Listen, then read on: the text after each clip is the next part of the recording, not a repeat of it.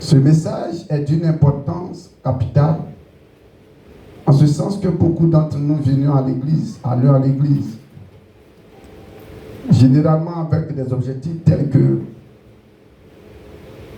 être béni par le Seigneur, voir sa condition de vie s'améliorer, voir ses finances s'améliorer, etc. Et pas mal de choses. Rentrer dans certaines bénédictions, certaines grâces, mariage, enfantement, etc. C'est pas mauvais. Mais il y a des choses qui favorisent ça facilement. Il y a des choses qui nous donnent d'obtenir facilement. Parce que ces choses-là touchent le cœur du Seigneur et le poussent à se manifester parce qu'il y a des promesses qui sont liées à cela. Nous prenons donc nos Bibles dans Jean 4, à partir donc du verset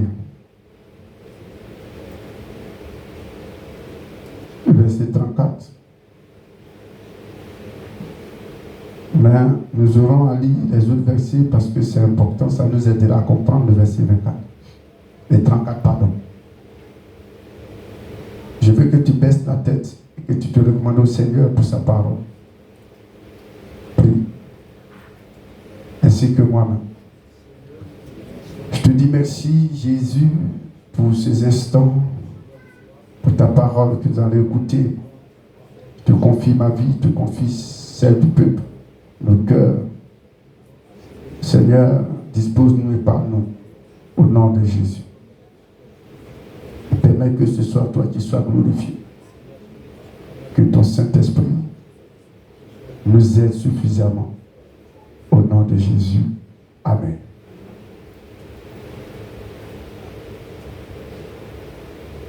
Je voudrais, avant d'aborder mon message, juste ouvrir une parenthèse pour exhorter certains ou chacun de nous à comprendre un peu comment Dieu travaille. Vous savez, beaucoup d'entre nous, quand nous venons dans la présence de Dieu, une des erreurs que nous commettons, c'est que nous sommes distraits, on n'est pas concentrés.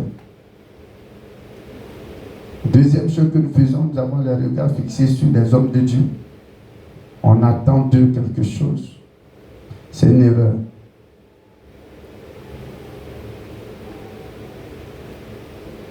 Aucun homme de Dieu ne peut faire quelque chose pour toi. La seule chose qu'un homme de Dieu peut faire, c'est de te présenter Jésus et sa parole. Et c'est de prier pour toi. Mais ce n'est pas lui qui guérit, ce n'est pas lui qui sauve. Il ne peut rien faire. C'est le Seigneur. Donc si tu viens à l'église pour être distrait au lieu d'être concentré sur le Seigneur, tu vas passer toute ta vie à aller à l'église sans rien recevoir. Si tu vas à l'église en train de porter les regards que sur les pasteurs, c'est pourquoi vous allez voir beaucoup de chrétiens qui se promènent d'église en église, de pasteur en pasteur. Parce qu'à vrai dire, ils ne cherchent pas Jésus, ils cherchent les pasteurs. Quand ils attendent qu'il y ait un pasteur qui est dit il est puissant, ils s'en vont comme si c'était des marabouts. Ces marabouts qui sont puissants, entre eux dans leur monde, ils sont puissants. Les sorciers, les mystiques. Mais les pasteurs ne sont pas puissants. C'est Jésus qui est puissant. Donc je me pose la question, pourquoi les chrétiens courent de ça et là, pendant que Christ est là? La Bible dit, dans le livre de Actes chapitre 17, à partir du verset 24, il est dit que le Seigneur n'est pas loin. Monsieur Ezro, je veux que tu dises ça. À partir du verset 24, je vais te révéler quelque chose. Alors, ce n'est pas mon message, mais avec votre permission, donnez le temps au Seigneur de nous instruire. Quand souvent on est pressé, on manque de beaucoup de choses. Vas-y. Acte 17, verset 24, il dit la parole de Dieu. Le Dieu qui a fait le monde et tout ce qui s'y trouve était le Seigneur du ciel et de la terre. Étant le Seigneur du ciel et de la terre, n'habite point dans des temples faits de mains d'hommes. Il n'est point servi par des mains humaines comme s'il avait besoin de quoi que ce soit. Lui qui donne à tous la vie, la respiration et toutes choses. Il a fait que tous les hommes sortis d'un seul sang habitassent sur toute la surface de la terre, ayant déterminé la durée des temps et des bornes de leur demeure. Il a voulu qu'ils cherchassent. Voilà. Écoutons bien. Il a voulu qu'ils cherchassent le Seigneur. Qui a voulu qu'il cherchasse? Dieu veut que le Seigneur lui-même a voulu que tous les hommes le cherchent. En quoi faisant? Et qu'ils s'efforçassent. Allons doucement. 1. Il veut que tous les hommes le cherchent. 2. Il veut que tout le monde s'efforce. S'efforcer veut dire quoi? Faire violence. Fasse des efforts. Alors dis à ton voisin qu'à faire de Dieu, il y a des efforts à faire. Il ne faut pas penser que tu vas t'asseoir comme ça gaillardement et puis Dieu va se... Non, il y a des efforts. Et ça, beaucoup de chrétiens n'ont pas compris ça. Comme on dit, Dieu, il est bon, il est amour. Et ils pensent qu'ils n'ont pas d'efforts à faire. Et puis Dieu, en même temps, se manifeste dans leur vie. Qui vous a appris ça? On dit c'est sa volonté. Il veut que tout le monde le cherche. Or, quand on dit de chercher quelque chose, c'est que la chose là n'est pas à ta portée. Ce n'est pas... C'est pas visible. Est-ce que tu comprends? C'est-à-dire c'est quelque chose qui est caché, que tu dois chercher pour trouver. Mais en cherchant, est-ce que ce n'est pas des efforts que tu fournis? Pour les femmes ou bien les hommes, nous qui vivons là, souvent quand tu fais quelque chose là, quand tu cherches, c'est facile. Tu vas remuer toute la maison, renverser jusqu'à ce que toi-même tu es fatigué, tu transpires, souvent même tu ne trouves pas, même tu laisses le lendemain. C'est très fatigant. Et Dieu veut que aussi ce soit comme ça. Ah oui. Il veut qu'on fasse des efforts pour le chercher. Ou si tu veux qu'on le cherche en faisant des efforts. Donc, si tu es paresseux, toi, tu es mort en fait de Dieu. Là. Dans Matthieu 7, il dit, là j'ai la voie spacieuse, le chemin qui conduit à la perfection est beaucoup. Mais resserré est la voie étroite. Or, quand on dit resserré, ça veut dire que c'est un chemin qui est petit. Or, quand tu rentres là, ça te gratte, ça te force. Et là, il y a effort à faire pour rentrer là-bas. Et Jésus dit que c'est peu de personnes. Il a confirmé lui-même. C'est que peu qui trouvent ça. Donc, c'est qu'ils ne sont pas beaucoup. C'est comme vous allez voir dans nos églises. Là. Même quand on dit il y a un programme comme ça, là, très souvent, là, les malades qui guérissent, là, ils ne sont pas beaucoup. Ceux qui ne sont pas guéris, ils sont plus beaucoup que ceux qui sont guéris. Vrai ou faux? Parce que c'est ceux qui font les efforts. Et ça fait que beaucoup de chrétiens ont été abattu, découragé, fatigué. Moi, je vais à l'église que je vois rien. Tu fais quel effort? Et il va si c'est pas fini. On continue toujours au verset 27. S'efforçasse à le trouver en tâtonnant. Ah, on dit qu'il s'efforçasse à le trouver en tâtonnant. Tâtonner veut dire quoi? Tâtonner veut dire quoi?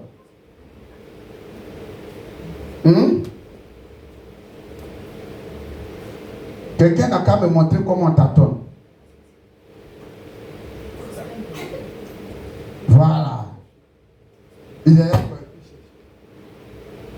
Donc, qui va venir? Je veux quelqu'un. Bon. Mon ami, il faut fermer tes yeux et puis il faut chercher à m'attraper.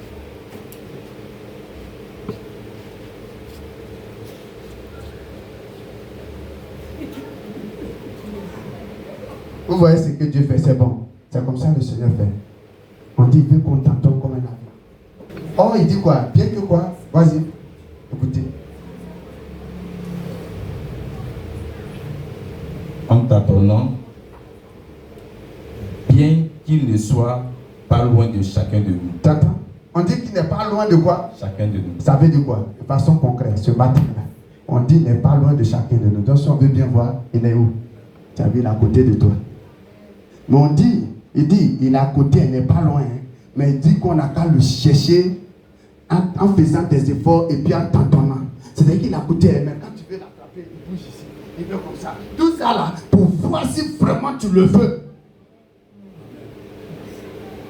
Vous les femmes, là, quand un garçon veut vous breaker, là, c'est facile. Même quand vous voulez le garçon, vous l'aimez là, vous le faites quoi? Vous le faites voyager, non? Quand il dit je ne veux pas, souvent il va courir derrière vous jusqu'à un an. S'il n'est pas courageux, là, il abandonne. Mais Dieu aussi, c'est comme ça. Il veut que vous et moi, là, on t'entende. Il n'est pas loin, il est à côté de chacun. Et c'est pour ça que Jésus a dit, celui qui me cherche de tout son cœur, de tout quoi? Son cœur, je me laisserai trouver par lui. En réalité, ce n'est pas toi qui le trouves. Toi, ce qui te demande, c'est de faire des efforts pour le chercher en tâtonnant. Et quand il voit les efforts que tu as fait là, c'est maintenant quand ça arrive à son niveau où lui-même est content là, c'est là maintenant il fait quoi? Il se laisse découvrir, il dit, me voici. Comme tu as souffert, tu as fait des efforts, me voici maintenant. C'est pourquoi beaucoup ne trouvent pas Dieu. Pourquoi? Parce qu'ils en pendant. Tant que toi et moi on ne fait pas des efforts, on ne va jamais se trouver par nous. Ici on le trouve notre cœur en faisant des efforts, en tâtonnant. C'est là que lui-même va se laisser quoi? Trouver. Sinon pour l'instant là, il est à côté de toi mais il se cache.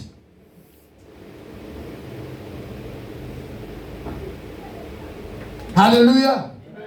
C'est pourquoi c'est ceux qui ont fait des efforts, ceux qui ont souffert dans la prière, ceux qui ont souffert dans le jeûne, ceux qui ont souffert dans la méditation de la parole, ceux qui ont souffert dans des veillées personnelles, dans l'étude de la Bible, dans la foi en Dieu. C'est ceux-là qui finissent par trouver Dieu. Ceux qui ont souffert en obéissant à la parole de Dieu. C'est Dieu comment ils s'accrochent. C'est ceux-là que le Seigneur lui-même se laisse trouver par eux. Mais ce n'est pas les paresseux.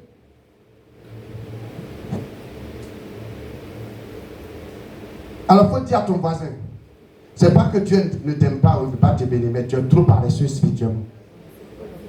Tu aimes trop cadeau. C'est à cause de ça que ta meilleure chanson là, c'est cadeau. Jésus donne tout cadeau. Ou alors tu attends, à la croix, Jésus a tout payé au calvaire. Jésus a tout payé. Puis tu vois, il danse comme ça. Ça, c'est les paresseux. Ceux qui ne veulent rien faire, ils aiment ces gens de cantiques. Imagine, regardez les chrétiens, on vient à l'église pendant que tes camarades sont en train de prier, en train de pleurer. Toi, tu es là, tu deviens journaliste. Tu regardes ceux qui pleurent. Et tu t'attends que Dieu... Attends. Tu te fous de qui? Et après, tu allais dire non, l'église de Dieu n'est pas là-bas. L'homme de Dieu, Dieu ne l'utilise pas. Et c'est toi qui ne sais pas. Moi, je sais que Dieu m'utilise. Tu n'as même pas besoin de me dire ça. Je vois. Aïe. Hier, là, c'est pas devant toi, la servante de Dieu rendait le témoignage du miracle. Manakoutou, où on était parti à la veillée à Cocodile. Le jeune qui avait pied cassé là. Voilà, la dame là rendait témoignage hier, on était ensemble. Voilà ton mari. Elle dit depuis ce jour jusqu'à présent, le jeune est parfaitement guéri. Il joue au football comme rien. Oh, elle disait dans le témoignage qu'on l'a fait promener partout, même dans des églises. Prier, les gens ont prié, Jésus ont prié, même à l'hôpital, zéro. Mais depuis ce jour à la veille que Dieu l'a visité, il est guéri jusqu'à aujourd'hui. Attends, je vois Dieu faire ça, et puis toi, tu me dis non, Dieu ne t'utilise pas, et puis ça me fait quoi? C'est ton problème.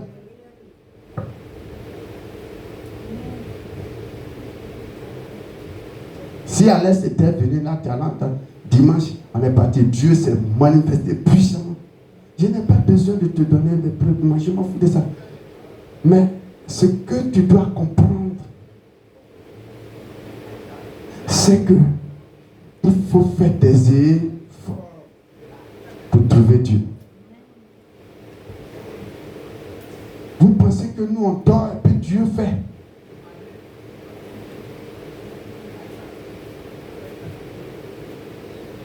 Il faut souffrir dans l'obéissance à la parole. Quand Dieu dit ça, il ne faut pas faire. Mais il y a des gens, Dieu va parler, la parole de Dieu parle, c'est là même qu'ils sont contents pour le faire. Et puis demain, tu dis non, Dieu. On te dit, il ne faut pas être orgueilleux. Tu ne peux pas laisser l'orgueil. On dit, il ne faut pas être coléreux. Tu ne peux pas laisser colère. Il ne faut pas mentir. Tu ne peux pas laisser. Il ne faut pas boire. Tu ne peux pas laisser. Il ne faut pas chercher femme ou garçon en trésor. Tu ne peux pas laisser. Et puis demain, tu as dit, Jésus est mauvais. Tes camarades ont attrapé leur cœur là. C'est eux Dieu va visiter. Alléluia. Ceux qui étaient avec moi, je leur disais un peu ce que Dieu, la semaine, ce que Dieu a fait, qui m'a marqué. Ça m'a marqué, Mme Koutou, ça m'a marqué ça là. Vous savez, il y a des choses que Dieu fait et que tu crois qu'il peut faire. Mais quand tu n'as jamais expérimenté ça, ou bien alors tu te dis, bon, est-ce que ça, il va faire? Les boutons d'hémorroïdes, comment on appelle ça? Il y a un nom. Il y a un bouton, on dit c'est hémorroïde, ça sort. Hein? Voilà, verrou. J'ai eu ça dans mes aisselles. Au fil et à mesure, ça grandit.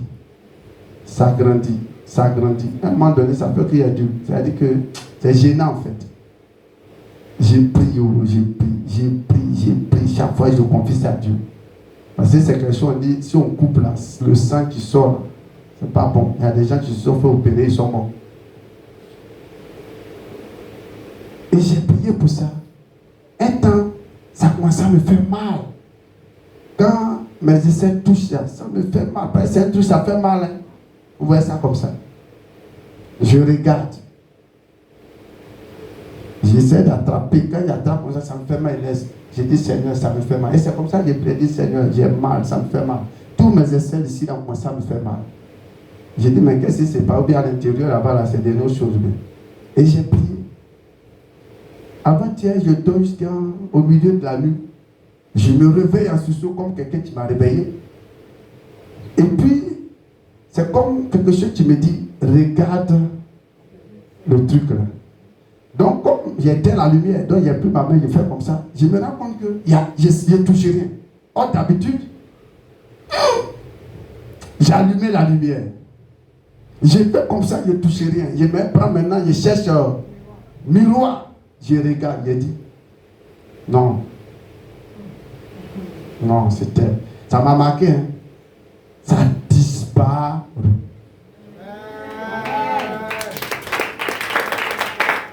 Ça a disparu. Ça a disparu. C'est-à-dire que, de toute façon, ça a disparu. Là.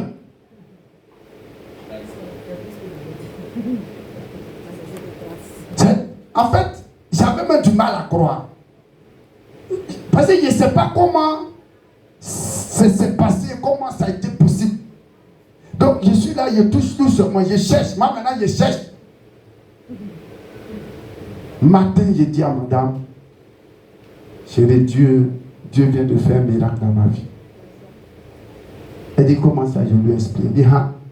Elle dit, et là c'est ce que Jésus fait. Et j'ai dit, mais il y a des choses comme ça. Rien.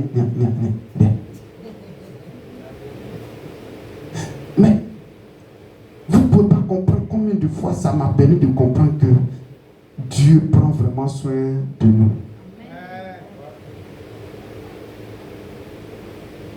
Dieu prend soin de nous. Il y a des moments où j'ai des douleurs, il y a des maux que je ressens dans mon corps. Je prie, je mets dans sa main et je ne sais pas comment ça se passe. Un bon matin, paf, ça a disparu. Je dis waouh. Mais c'est parce que, écoute-moi bien, c'est possible d'expérimenter ça avec Dieu. Ce n'est pas une affaire d'une seule paire. Ça. Mais le problème, quel est l'effort que tu fais pour trouver ce Dieu? Vous passez votre temps dans ce qui est unité. Tout ce que vous savez faire, c'est des papardages, des commérages, en train de vous ramasser des péchés seulement. C'est vous qui voyez tout ce qui se passe dans la vie de vos frères. Oh, c'est des choses, le Seigneur n'aime pas ça. Ça éloigne la présence de Dieu. C'est vous, quand vous faites quelque chose, ça est dans vos cœurs, que vous ne pouvez pas laisser. Ça fait que vous ne saluez même pas les gens, vous les évitez. Ça est dans votre tête, dans votre cœur, au point que dès que vous voyez la personne nette déjà, vous êtes fâché, votre visage change en même temps. Attends, on peut studier ça. Écoute-moi bien, il faut dire à ton voisin, si tu veux sur Dieu, il faut avoir un cœur sans façon.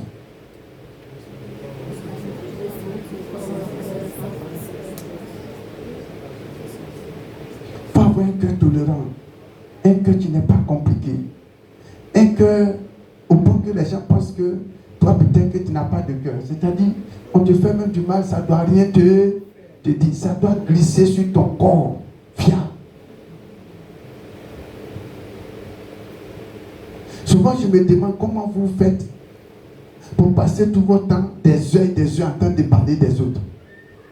Ça, c'est quelque chose que je ne comprends pas. Je me dis, mais le temps que tu es en train de passer pour critiquer les autres, tu ne sais pas que tu as gaspillé ton temps, ton énergie. Mais prends ce temps-là pour s'occuper de toi-même. Prends ce temps-là pour t'occuper de ta vie de prière, de ta vie de méditation. Oui, passe ce temps-là devant Dieu et tu vas sortir avec quelque chose. Alléluia. Alors si tu accomplis cela, tu vas comprendre alors ce que nous allons voir tout à l'heure. Il y a des bénédictions énormes dans la marche avec le Seigneur. Il a mis ça dans certaines choses. On va lire maintenant Jean, chapitre 4. Là. Monsieur Ezro au père Manassé. Jean chapitre 4. Pour ceux qui ne savent pas, c'est comme ça qu'il s'appelle. C'est tout son nom, je vous ai dit. Ou bien il y a un autre. Aïpa. Ah, Aïpa. D'accord. Donc, c'est Ezro Aïpa ou père Manassé. Aïpa, c'est Aïpa. Tu as réussi. C'est bien. Alors. Jean 4, verset 1. Je lis la parole de Dieu. Le Seigneur sut que les pharisiens avaient appris qu'il faisait et baptisait plus de disciples que Jean. Toutefois, Jésus ne baptisait pas lui-même, mais c'était ses disciples. Ah, j'aime ce verset. On dit Jésus ne baptisait pas lui-même, mais c'était qui? Ses disciples. Il était là, mais qui faisait le baptême? Ce sont ses disciples. Et toi et moi, on est disciples de Jésus sans rien faire. Nous, on veut le suivre seulement, il n'a qu'à nous nourrir. Sans être utile au Seigneur. Dis à ton voisin, rends-toi utile au Seigneur. Il ne faut pas être comme ceux à qui Jésus a dit, vous ne me suivez pas parce que vous avez vu des miracles, mais parce que vous avez eu quoi? Vous avez eu de quoi manger. De quoi manger.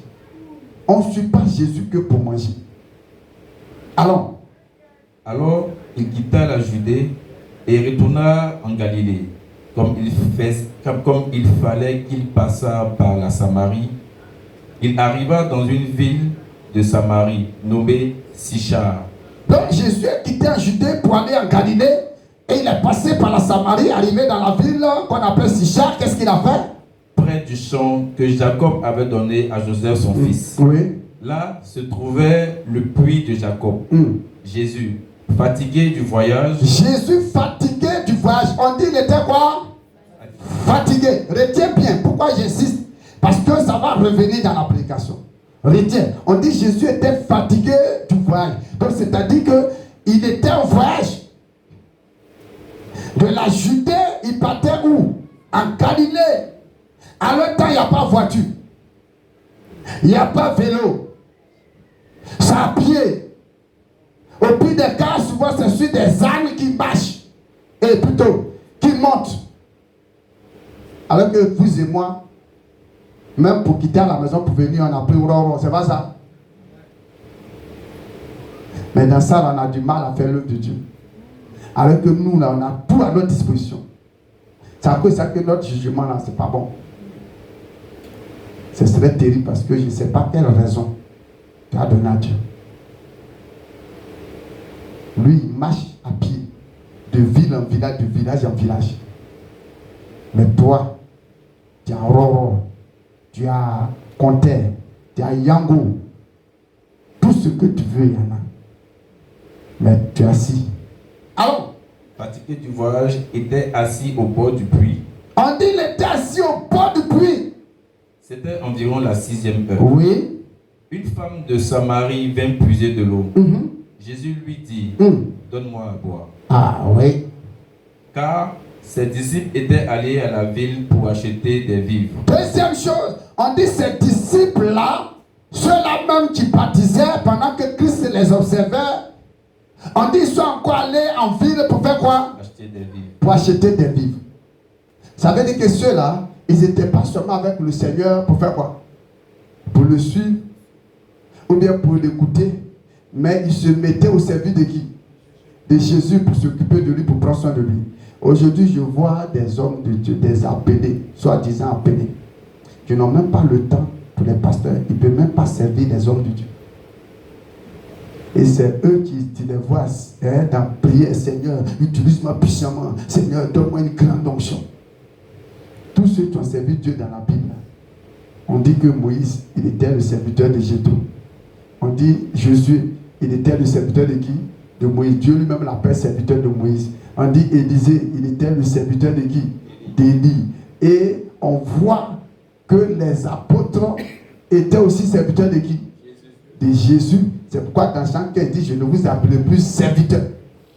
Maintenant, dis-moi, toi, tu as servi qui? Quand on parle, moi, je sais Jésus. Tu vois Jésus? Est-ce que tu sais ce que ça veut dire servir Jésus? On sait Dieu en servant les autres. Quand tu refuses de servir tes frères, refuses de servir tes soeurs, de servir les hommes de Dieu, ne dis pas que tu as servi Dieu.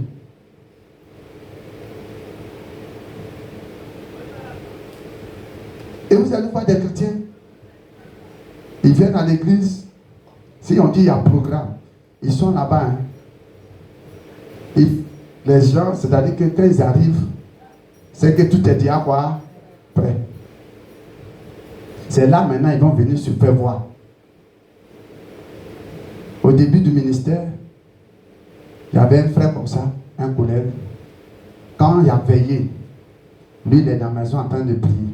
Moi-même à qui Dieu a fait la grâce d'être le leader, c'est moi qui me promène pour chercher des chaises, pour faire les courses. Je viens fatigué.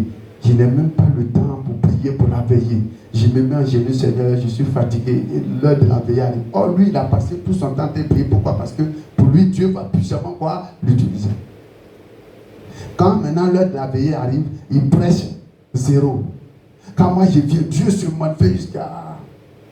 Il ne comprenait pas et ça le rendait aigri.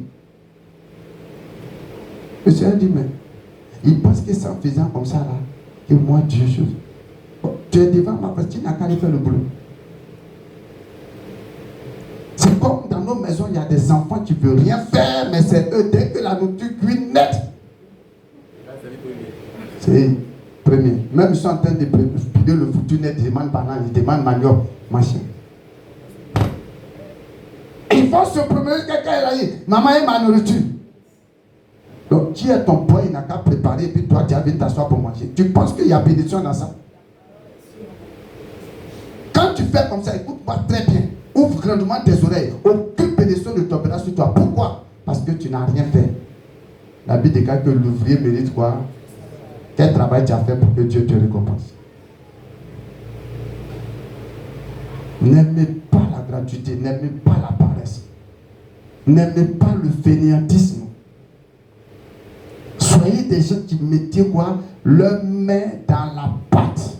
La Bible dit dans le livre de Jérémie, maudit soit celui-là même qui fait l'œuvre de Dieu à une négligence et qui retire son épée du canage. Au moment où tes camarades sont en train de faire le combat, en train de lutter, toi tu te retires et ils n'ont qu'à combattre et puis tu as venu quoi manger. C'est à cause de ça que l'apôtre Paul a refusé de marcher avec Jean-Marc. Parce qu'au moment où c'était chaud, ils avaient besoin de lui, il les a fui. Maintenant que tout va bien, il revient. Il dit pas question. Tu n'auras pas de part avec nous. Alléluia. C'est pourquoi il a te donné un conseil. Si tu veux vraiment avoir des meilleurs amis, regarde ceux qui payent le prix à toi, ceux qui souffrent à toi, ceux qui font l'effort à toi. Il ne faut pas avoir pour ami celui-là qui t'abandonne au moment où tu es en train de souffrir. Et puis maintenant, quand ça va, c'est là, il vient te sourire à elle, les dents comme ça. Hé, ma soeur, moi c'est ma soeur que j'aime. Hypocrite. Tu m'aimes où? Fuis ces gens de personnes. Alléluia. C'est à cause de ça que eux n'aiment pas. Ceux qui souffriront pour eux n'aiment pas. C'est eux qui vont manger. Amen. Yes. C'est eux que Dieu va bénir. Ce n'est pas les profiteurs. Ce n'est pas ceux qui se tiennent et puis ils regardent.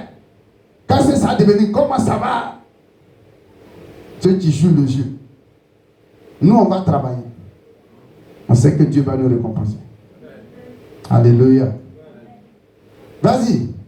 Au verset 9, la femme samaritaine lui dit, comment toi, qui es juif, me demandes-tu à boire, à moi qui suis une femme samaritaine? Les Juifs, en effet, n'ont pas de relation avec les Samaritains. Jésus lui répondit, si tu connaissais le don de Dieu et qui est celui qui te dit, donne-moi à boire, tu lui aurais toi-même demandé à boire et il t'aurait donné de l'eau vive. Seigneur, lui dit la femme, tu n'as rien pour puiser et le puits est profond. D'où aurais-tu donc cette eau vive? Es-tu plus grand que notre père Jacob qui nous a donné ce puits et qui en a bu lui-même, ainsi que ses fils et ses troupeaux? Jésus lui répondit. Au verset 27. Au verset 27. Pour combien de temps? Là-dessus arrivaient ses disciples qui furent étonnés de ce qu'il parlait avec une femme. Toutefois, aucun ne dit, que demandes-tu? Ou de quoi parles-tu avec elle? Mais amen. Arrête-toi là d'abord. Vous voyez que on dit que Jésus était fatigué, c'est pas ça. Mais dans la fatigue là, qu'est-ce que vous avez remarqué? On dit qu'il était fatigué, c'est à cause ça, il s'est assis à côté du puits. Et puis il a demandé de l'eau à boire. C'est pas ça? La femme là lui a donné l'eau. Hein? Elle lui a pas donné l'eau. Mais qu'est-ce qui s'est passé? Ils ont commencé à parler les deux, à échanger. C'est pas ça? Pourtant on dit qu'il est fatigué. Hein? Ok, d'accord. Jusqu'à les disciples sont venus le trouver. Alors la femme, ayant laissé sa cruche, s'en alla dans la ville et dit aux gens, venez voir un homme qui m'a dit tout ce que j'ai fait, ne serait-ce point le Christ? Il sortit de la ville et il vint vers lui. Pendant ce temps, les disciples le pressaient de manger, disant, Rabbi, mange. Mais il leur dit, j'ai à manger une nourriture que vous ne connaissez pas. Les disciples se disaient donc les uns aux autres, quelqu'un lui aurait-il apporté à manger? Jésus leur dit, ma nourriture est de faire la volonté de celui qui m'a envoyé et d'accomplir ses œuvres. Amen. Stop. Vous voyez que dans la conversation, Jésus avait dit une chose très importante. C'est vrai, il a parlé des vrais adorateurs, adorant le Père en esprit, en vérité, etc. Mais il avait révélé la vie de la femme, n'est-ce pas? On dit qu'elle a couru pour aller dans la ville, elle allait appeler les gens. Venez voir quelqu'un qui a raconté, qui a dit tout sur ma vie. Est-ce que ce n'est pas le Christ par hasard? Et on dit quoi? Les gens sont sortis de la ville pour venir. Il y a une remarque que j'ai faite dans la Bible, vous pouvez vérifier ça dans Marc 5. La plupart du temps, quand Jésus visite quelqu'un, généralement, le témoignage s'en va. Le fou de Gadara, quand il a été libéré, il voulait suivre Jésus dans Marc 5. Jésus lui a dit quoi? Il dit, va dans ta patrie, va annoncer à tes frères ce que Dieu a fait pour toi. Vous ne connaissez pas ce verset? Marc 5, vous pouvez vérifier. La question que je me pose, c'est Jésus qui a dit ça au fou de Gadara. Il dit d'aller raconter aux gens ce que Dieu a fait pour eux. Il n'a qu'à raconter. Oh bien, qui est là même? Quelqu'un peut prendre ça, Marc 5. On va voir ça. Parce que je vais te poser la question. Ça va avec ce qu'on est en train de faire.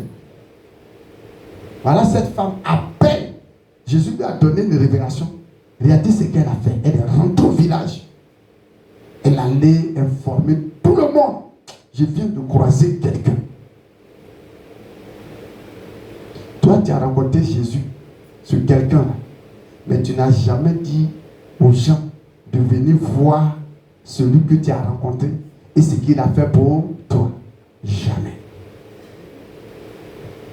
Et tu penses que Jésus est content. Je pense que Jésus est content de moi alors qu'on n'a rien fait. Malgré ce qu'il a fait pour nous là, on a gardé ça pour nous seulement. Oui. Marc 5, verset 1. Pas verset 1. J'ai lu la parole de Dieu. Il arrivait à l'autre bord de la mer, dans le pays de Gadaréniens. Aussitôt que Jésus fut hors de la barque, il vint au-devant de lui un homme sortant des sépulcres et possédé d'un esprit impur. Cet homme avait sa demeure dans les sépulcres et personne ne pouvait plus le lier, même avec des chaînes. Oui. Car souvent il avait eu les fers aux pieds et avait été lié de chaînes. Mais il avait rompu des chaînes et brisé des fers. Et personne n'avait la force de le dompter. Il était sans cesse, nuit et jour, dans les sépulcres et sur les montagnes, criant et se meurtrissant avec des pierres. Ayant vu Jésus de loin, Va au verset 18. au verset 18, je lis la parole de Dieu. Comme il montait dans la barque, celui qui avait été démoniaque lui demanda la permission de rester avec lui. Il demande la permission après avoir été délivré. Il dit au Seigneur qu'il lui veut rester avec lui. Jésus lui dit quoi? Jésus ne lui permit pas. On dit Jésus ne lui permit pas. Mais il lui dit, Mais il lui dit, va dans la maison vers tes siens va dans la maison vers tes parents, tes siens, ta famille. et raconte-leur tout ce que le Seigneur t'a fait et comment il a eu pitié de toi. Tu as entendu français là? Est-ce que tu comprends français qu'il comprend? Il dit, va dans ta maison parmi tes siens et va leur raconter ce que le Seigneur a fait pour toi. Comment il a eu pitié de toi. Vous connaissez son histoire. On dit, sa demeure, sa maison était où? C'est plus que c'est quoi? Cimetière. Il dormait dans le cimetière. On dit tellement les démons là, l'avaient à pitié là. On ne peut même plus l'enchaîner. C'est-à-dire que quand on l'enchaîne là, il coupe les chaînes. Quelle que soit la chaîne qu'on prend pour l'enchaîner, il coupe. Imaginez les chaînes qu'on prend pour enchaîner puis de bois. On dit on ne pouvait plus le lier. C'est-à-dire que lui, il a son cas là. Si vous lisez le texte, il ne portait plus d'habits. C'est quand Jésus l'a délivré qu'il lui a donné des habits pour porter. Mais je me suis posé la question, où Jésus même a eu les habits là? Mais on comprendra ça devant. Parce que effectivement, dans la parole de Dieu, on comprendra que des biens là doivent servir à faire avancer quoi? L'œuvre de Dieu.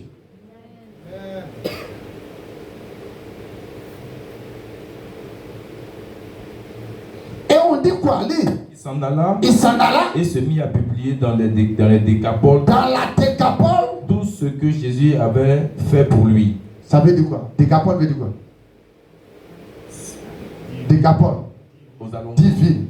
aux alentours des villes. C'est-à-dire, on dit il ne s'est pas limité à sa maison, mais il a raconté ça dans 10 villes. C'est-à-dire Abidjan, Bassa, Pau-Noir, Aboisseau, Jacquesville, Tabou, Pécheville. Il se promène pour aller raconter aux gens ce que Jésus a fait pour lui, comment le Seigneur a eu pitié de lui. Voilà ce que j'étais, vous me connaissez, c'est moi le fou de Gadara, moi qui dormais dans le cimetière là, nu là, c'est moi. Regardez ce que Jésus a fait pour moi, Dieu a eu pitié de moi.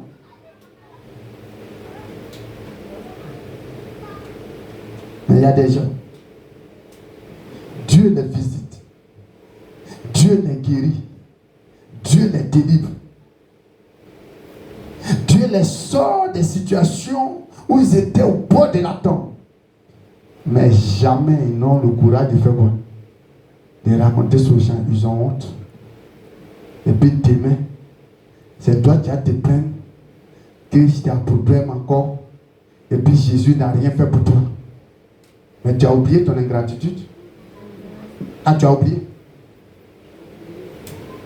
Tu penses que quel est le but pour lequel Jésus te guérit? Il te guérit là.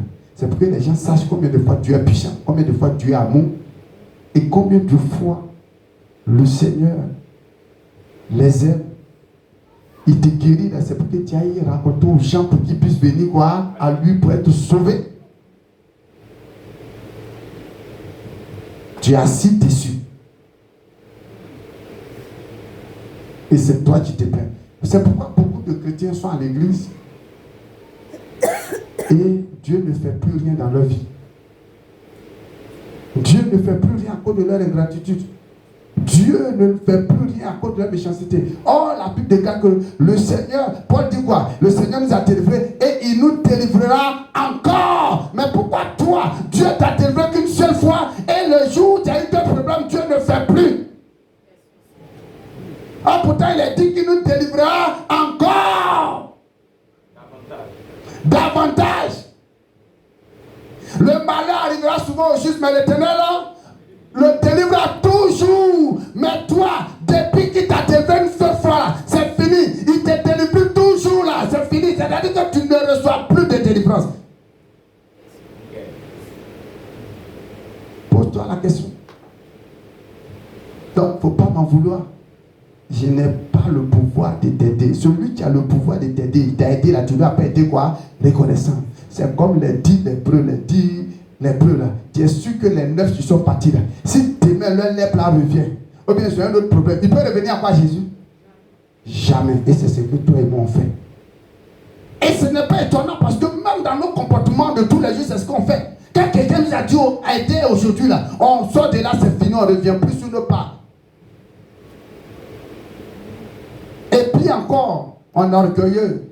On efface le nom de la personne. Il a fait quoi pour moi-même? Aujourd'hui, tu as bouche pour dire ça. Et puis tu t'attends service encore.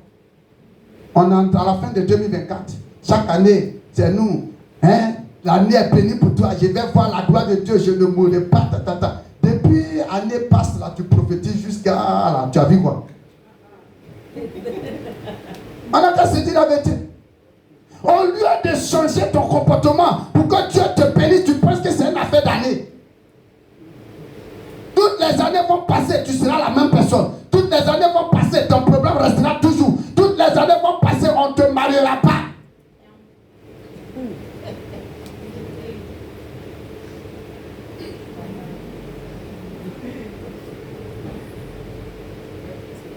Ah oui, parce que tu es ingrat. Parce que vous et moi n'est pas reconnaissants envers notre Dieu.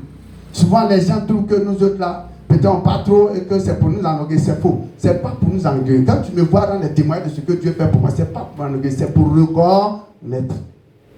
C'est bien fait dans ma vie. C'est pour lui témoigner de ma reconnaissance. Et c'est pour amener les gens qui sont là aussi à croire que notre Dieu est puissant et qu'il est capable. Amen.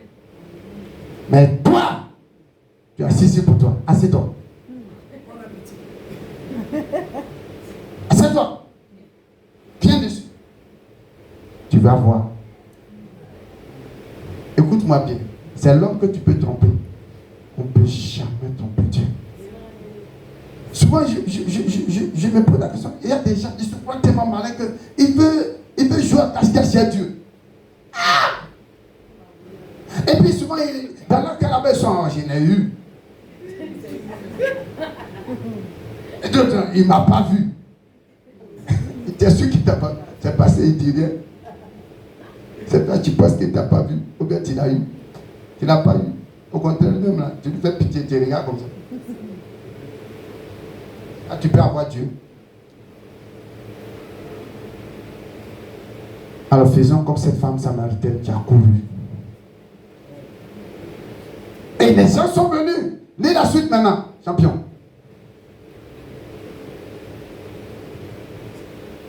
Jean 4 au verset 35 maintenant. 35, je lis la parole de Dieu. Ne dites-vous pas qu'il y a encore 4 mois jusqu'à la moisson? Oui, jusqu'à la moisson. Voici, je vous le dis, levez les yeux et regardez les champs qui déjà blanchissent pour la moisson. Celui qui moissonne reçoit un salaire. Celui qui fait quoi? Qui moissonne. Il reçoit quoi? Reçoit un salaire et amasse des fruits pour la vie éternelle, afin que celui qui sème et celui qui moissonne se réjouissent ensemble. Amen. Voilà le message que Jésus leur donne. Il dit, j'ai mangé une nourriture que vous ne connaissez pas. Car ma nourriture, c'est de faire la volonté de celui qui m'a envoyé et d'accomplir son œuvre. On va voir tout à l'heure ça. Il va plus loin pour dire, ne dites-vous pas que il y a 4 mois pour la moisson. Mais levez les yeux et regardez la moisson qui blanchissent déjà. Les champs, par exemple, qui blanchissent déjà pour la moisson, ça est la récolte. Il leur parlait des arbres. Il dit, regardez les Samaritains qui sont là. Qui ont couru pour venir écouter la parole de Dieu. Regardez les opportunités que Dieu vous donne déjà pour parler de lui. C'est vous qui êtes appelés à moissonner, à gagner ces âmes-là.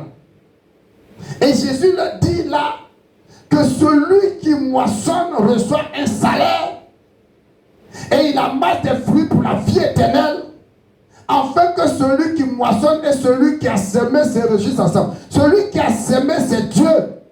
Vous pouvez voir ça dans le livre de Matthieu chapitre 13, là-bas, la parabole des libraires. Quand Jésus a expliqué, il dit celui qui a semé, c'est Dieu. Alléluia. Et nous sommes suscités pour moissonner, c'est-à-dire prêcher la bonne nouvelle pour que les gens soient gagnés.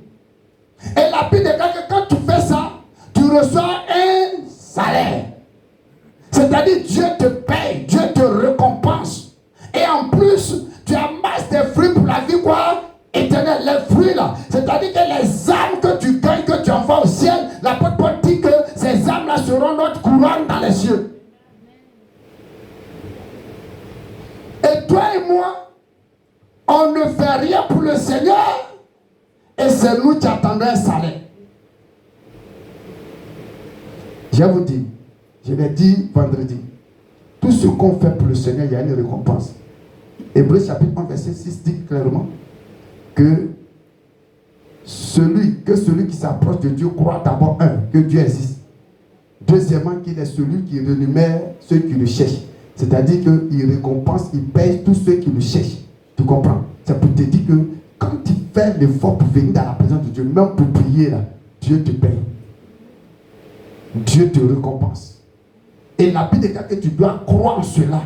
Que tout ce que tu fais pour le Seigneur, il y a une récompense. C'est ça qui va te permettre de bénéficier de cette récompense. Et c'est ça qui va t'encourager à plus travailler. Est-ce que vous savez que, en réalité, tous nos frères, comme M. Ezro, qui se lève, Mme Tchomoko, qui se lève, Maman Zon, qui se lève matin pour aller faire marcher, venir s'asseoir pour vendre, qu'est-ce qui la motive? M. Ezro, c'est quoi qui te motive à aller au travail? Le salaire. C'est pourquoi Dieu aussi sait ça. Et nous récompense parce que la récompense nous motive. Alléluia. Mais quand tu ne sais pas que Dieu te récompense, Dieu te paye, c'est là que tu as assis là. C'est pourquoi tu gagnes. Depuis que tu es chrétien, regarde, tu as eu quoi?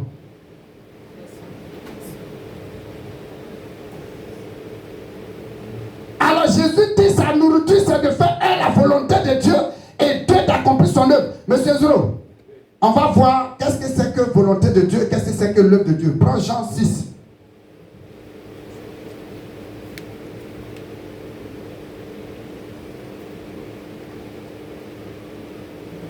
Verset 29.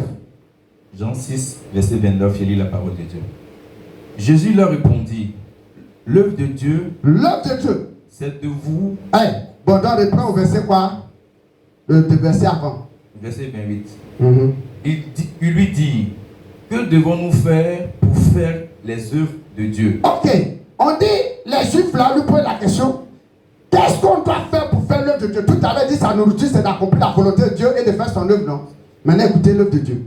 Il dit, qu'est-ce qu'on doit faire pour faire les œuvres? C'est la question, et ils ont dit les œuvres de Dieu. Et écoutez la réponse que Jésus va dire. Jésus ne va pas utiliser la même phrase, il ne va pas dire les œuvres. Lui, il dit l'œuvre de Dieu. Jésus leur répondit, oui, l'œuvre de Dieu. L'œuvre de Dieu. C'est que vous croyez en celui qu'il a envoyé. T'as entendu? L'œuvre de Dieu, c'est quoi? C'est de croire en celui qu'il a envoyé. Ça veut dire quoi? Croire en Jésus. C'est-à-dire que l'œuvre de Dieu, c'est de croire en Jésus. Donc, il n'y a pas deux types d'œuvres de Dieu. Il n'y a qu'une seule œuvre. Et la seule œuvre, là, c'est d'amener les gens à croire en Jésus. Est-ce que vous comprenez? C'est pourquoi, écoutez-moi bien. Hein, maman pasteur? Quand tu te mets ici pour chanter, le Seigneur s'attend qu'à travers le chant, ça puisse toucher des gens, de ceux qui puissent croire en lui et être quoi? Sauvés. Tout ce que Dieu fait comme œuvre, le nœud le plus important, l'essentiel, c'est le salut. Est-ce que vous comprenez? C'est à cause de ça que quand les disciples, il les avait envoyés dans Luc chapitre 10, on dit qu'ils sont revenus, ils étaient contents, ils disent Seigneur, on est parti là, les démons nous étaient quoi? Soumis, les malades étaient guéris. Jésus leur a dit quoi? Jésus leur a dit, ne vous réjouissez pas parce que les démons vous sont soumis, mais faites quoi? Réjouissez-vous parce que vos noms sont inscrits. C'est à cause de ça qu'il dit que certains diront, n'ai-je pas chassé des démons, n'ai-je pas guéri, n'ai-je pas prophétisé? Il dit, je vous ai jamais quoi connu. Parce qu'à vrai dire, pour il pense que c'est ça qui est l'œuvre de Dieu. Jésus nous guérit des gens, puis il dit, ne dites pas que c'est moi. Voilà des gens qui se réjouissent des miracles. Jésus dit, ne vous réjouissez pas des miracles, mais réjouissez-vous de quoi? Du salut. L'œuvre de Dieu, c'est le salut des âmes.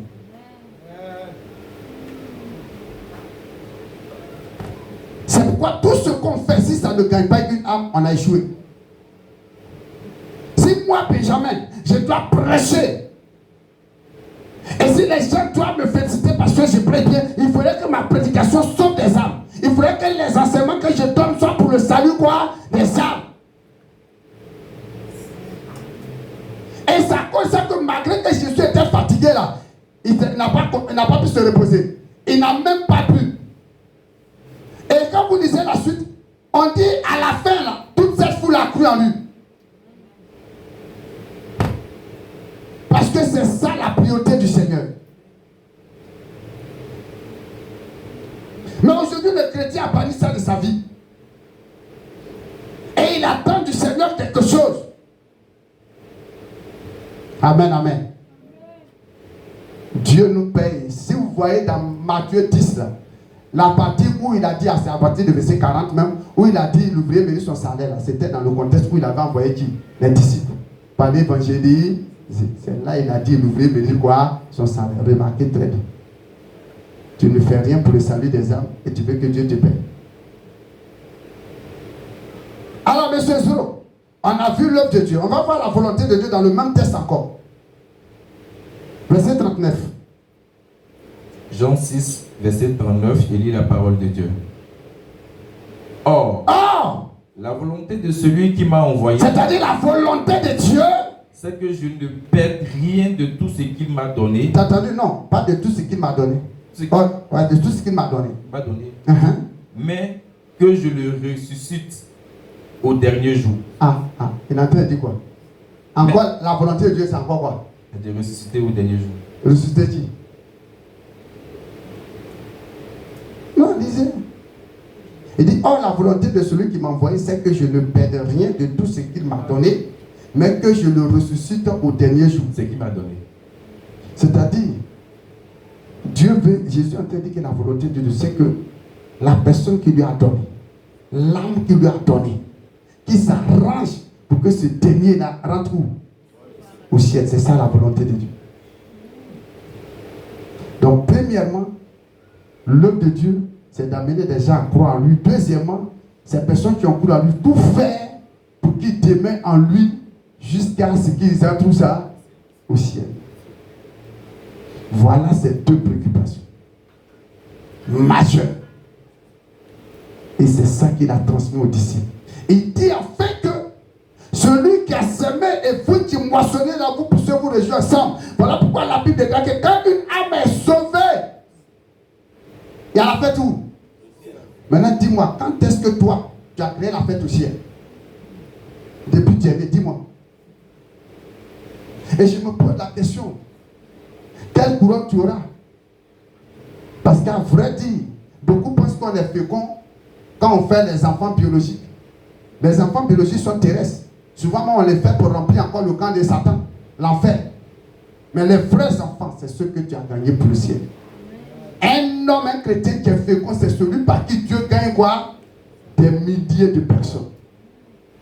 Ce n'est pas celui qui, quand il fait avec sa femme un pro, il fait avec sa femme un pro. Oui, tu as 10 enfants, mais tu as combien d'enfants spirituels? Tu as combien d'âmes que tu envoies au ciel? Tu es stérile. Et beaucoup de chrétiens que nous sommes, on n'a même pas un enfant. Demande à ton voisin, depuis que tu es très jeune, depuis que tu es converti, tu as moyen qui a Christ. Hein?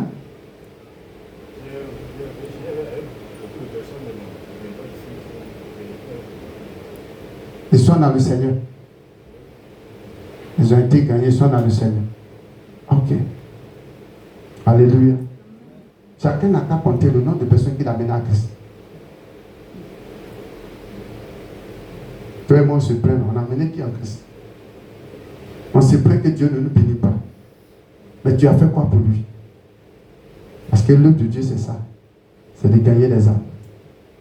Tu dois savoir que quand Jésus, il a dit dans Marc chapitre 11, venez à moi, vous qui êtes fatigués, chargés, je vous donnerai du repos. C'est pas ça. Et par la suite, il a dit quoi? Il dit, prenez sur vous mon joug et recevez mes instructions. Quand Jésus te décharge, il te confie son fardeau. Alléluia. Alléluia. C'est à cause de ça que Jésus ne se reposait pas. Quand vous allez dans Marc chapitre 6, chapitre, on faut lire à partir du verset 30. On dit à cause de ça, il ne s'est pas reposé. Marc 6, verset 30, il lit la parole de Dieu. Oui. Les apôtres, s'étant rassemblés auprès de Jésus, lui racontaient tout ce qu'il avait fait et tout ce qu'il avait enseigné. Jésus leur dit, venez à l'écart dans un lieu désert et reposez-vous un peu, car il y avait beaucoup d'allants et de venants, et ils n'avaient même pas le temps de manger. Ils partirent donc dans une barque pour aller à l'écart dans le lieu désert. Vous voyez, il partait à l'écart pour faire quoi? Pour aller se reposer, c'est pas ça? Oui, oui. Mais regardez ce qui va se passer sur la route. Beaucoup de gens les virent s'en aller et les reconnurent. Et de toutes les villes, on accourut à pied et on les dévança au lieu où s'y rendaient. Quand il sortit de la barque, Jésus vit une grande foule et fut ému de compassion pour eux.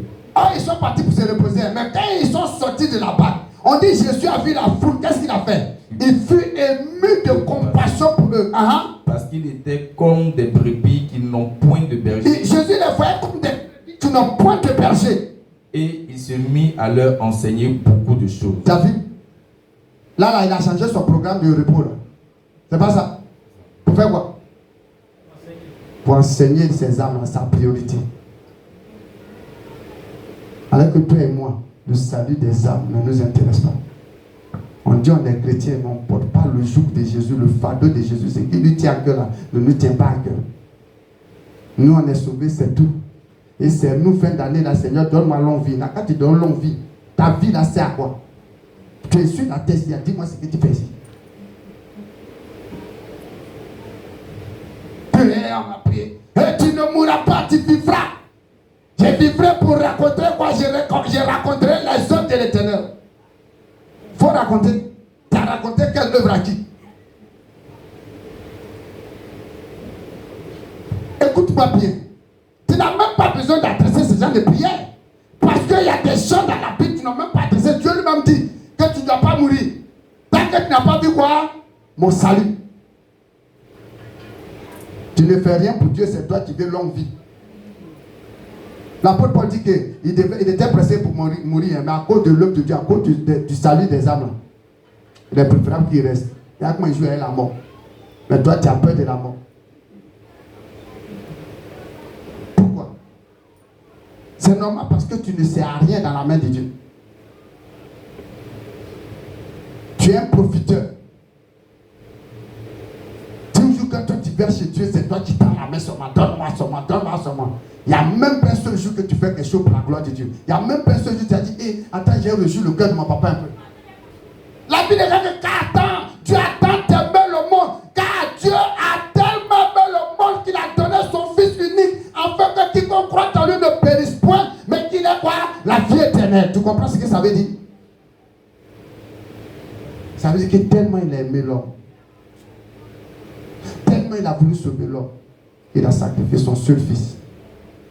Et toi et moi, ce n'est pas notre priorité. Nous, notre priorité, c'est manger, dormir, promador.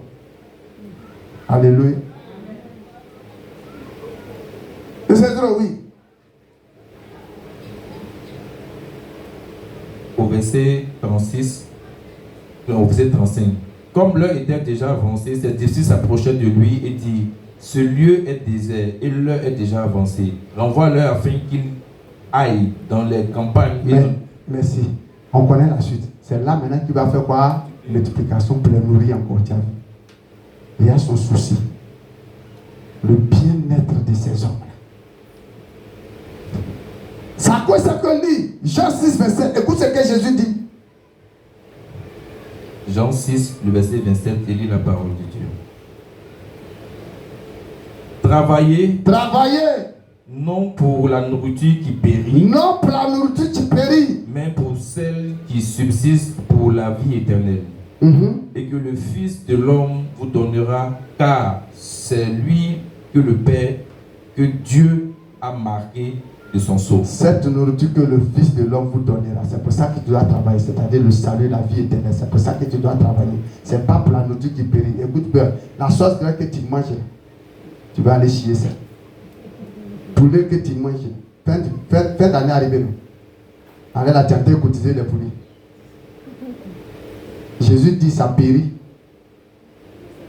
Mais si tu dois travailler pour la nourriture, tu fais quoi? Tu subsistes pour la vie éternelle. Cette nourriture-là, ça subsiste, ça veut dire que ça transcende. Ça veut dire que même après la mort, elle continue de faire quoi? De te suivre. Jésus dit que c'est pour ça que tout le monde doit travailler. Oh, regardez le peuple de Dieu, regardez les chrétiens. Tout leur temps, c'est quoi? Ça fait quoi? C'est pour eux-mêmes. Chercher l'argent.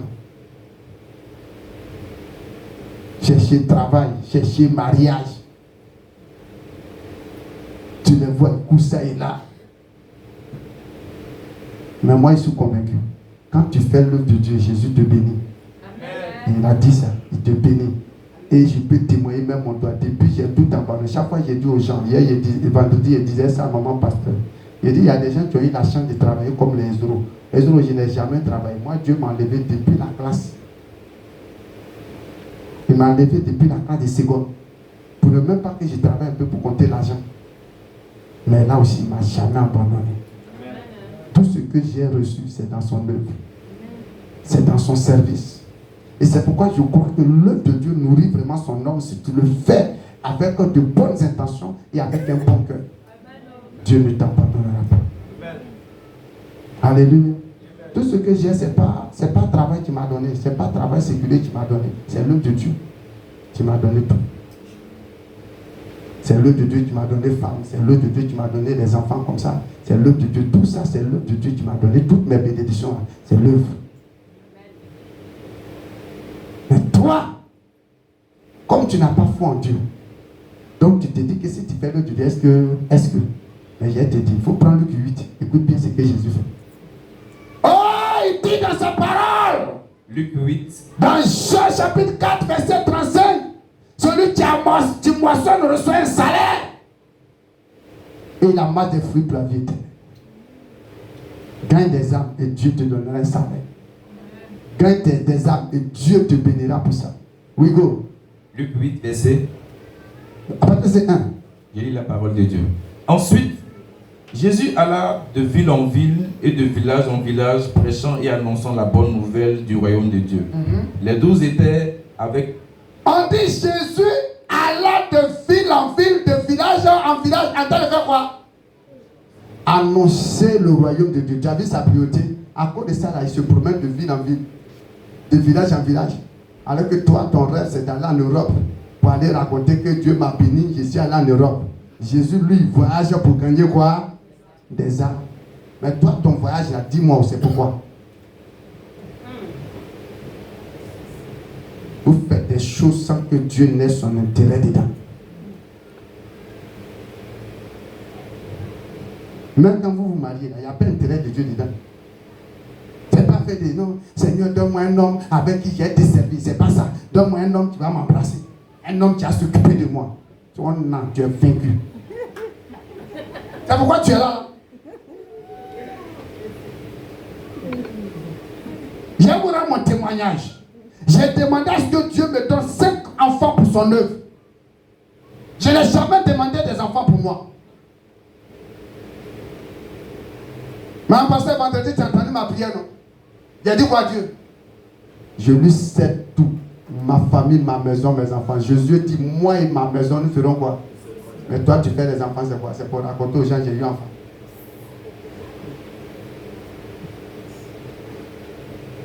Tes camarades dans la Bible cherchent enfants pour servir Dieu.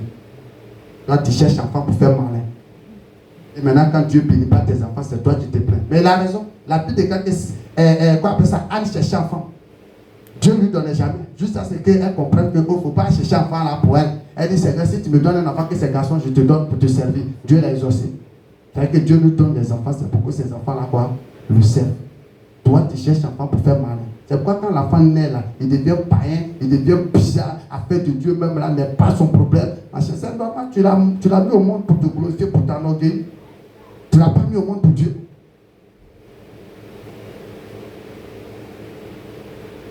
Matin avant de venir, j'ai appelé Élisée dans mon bureau. Je l'ai bien bombardé. Je lui ai dit, je t'ai mis au monde, c'est pour servir Dieu. Ta priorité doit être l'œuvre de Dieu.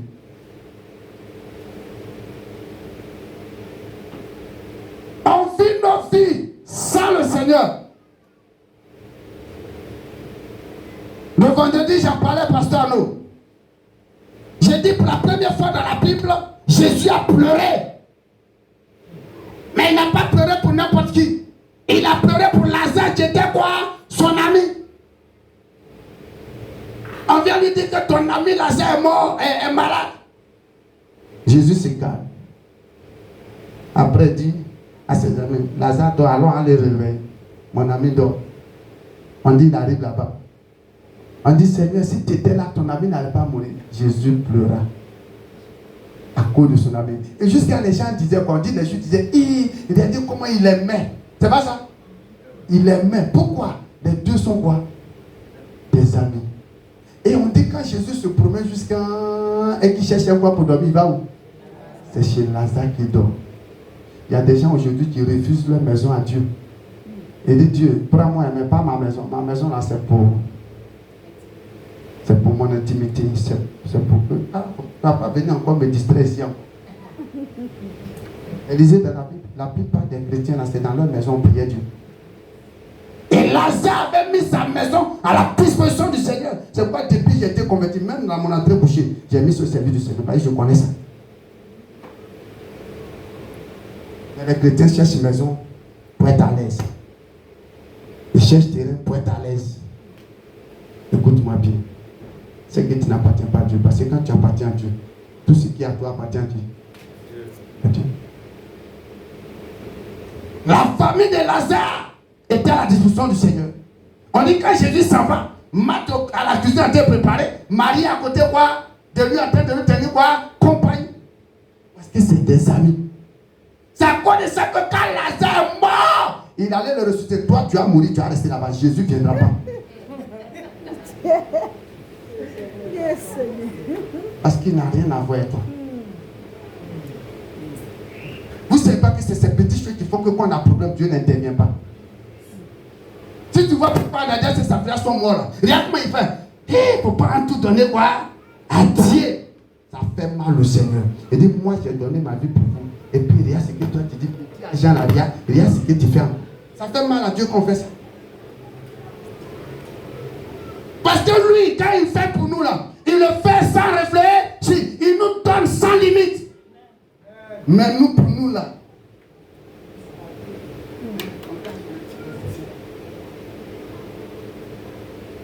et souvent les enfants font ça beaucoup à l'endroit de leurs parents. Les parents vont se sacrifier pour eux, les mettre à l'école, saigner pour eux. Mais quand l'enfant a petit jeton et sa maman lui demande, regarde son enfant, hé maman toi aussi, petit argent ça là, c'est-à-dire que ça lui fait mal de donner. Pourtant quand ta mère ou bien ton père dépensait chaque jour sur toi, ça ne lui faisait pas mal. Mais toi, pour toi petit, ça te fait mal. Aujourd'hui, je vais vous dire une chose. Dieu a étudié mes enfants pour m'enseigner et pour me révéler la souffrance de mes parents. Oui. Et je demande pardon à Dieu pour tout ce que j'ai fait à mes parents. Quand je regarde ce que je vis pour mes enfants, chaque jour, papa, on dit ça. Des choses imprévues. Souvent, quand je suis couché, ils vont venir taper pour me réveiller. On dit de payer tant. Ça fait combien? On dit 2500. Ça fait combien? On dit 30 000. Ça fait combien? On dit avant-hier, on les a renvoyés les 3.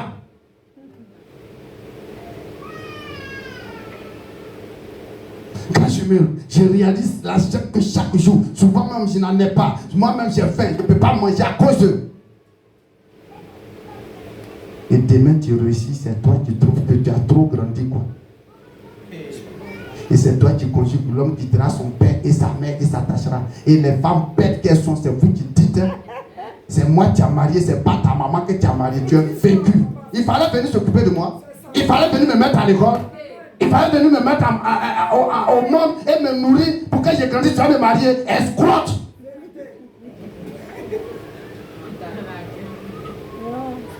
Mais c'est méchant. Faites Mère, tu vas comprendre. Fais du père, tu vas comprendre. La Bible déclare que ce que tu veux qu'on fasse pour toi, fais-le pour ti. Pour les autres, tu es maman, tu es papa. Et tu dis ça. Non, parce qu'il t'a marié là, faut pas, il va s'occuper aussi de ses parents. Pourquoi tu n'es pas venu quand il était bébé pour venir lui donner à téter? Eh bien, il fallait le mettre au monde, tu vas le marier en même temps. Comme c'est facile. Et quelqu'un met son enfant au monde. Il va nourrir, il va souffrir comme façon moi je suis arrêté si je suis en train de souffrir. Vous ne savez pas que souvent ça m'arrive de pleurer. Oui, je suis tellement débordé que je pleure devant Dieu pour que Dieu m'aide, pour qu'il me fortifie. Souvent il y a des moments à cause de ça, je perds plomb sur ma femme. Je dis mais tu ne vois pas ma souffrance. Et puis demain, tu as vu mon fils Élisée. Et tu maries Élisée. Et puis tu dis, ton vieux papa là même. Il veut quoi même? Vrai. Tu as savoir qui je suis.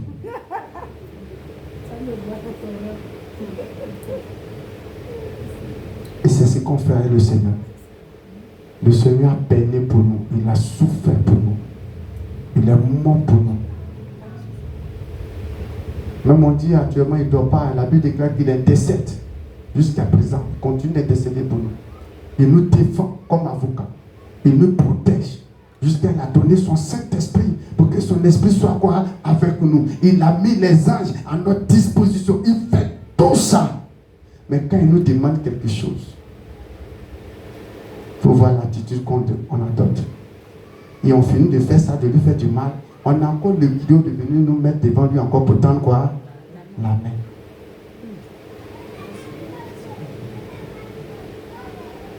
Chrétien, souvent quand Jérémie a dit ce peuple-là, ce peuple, pourquoi on fatigue Dieu comme ça?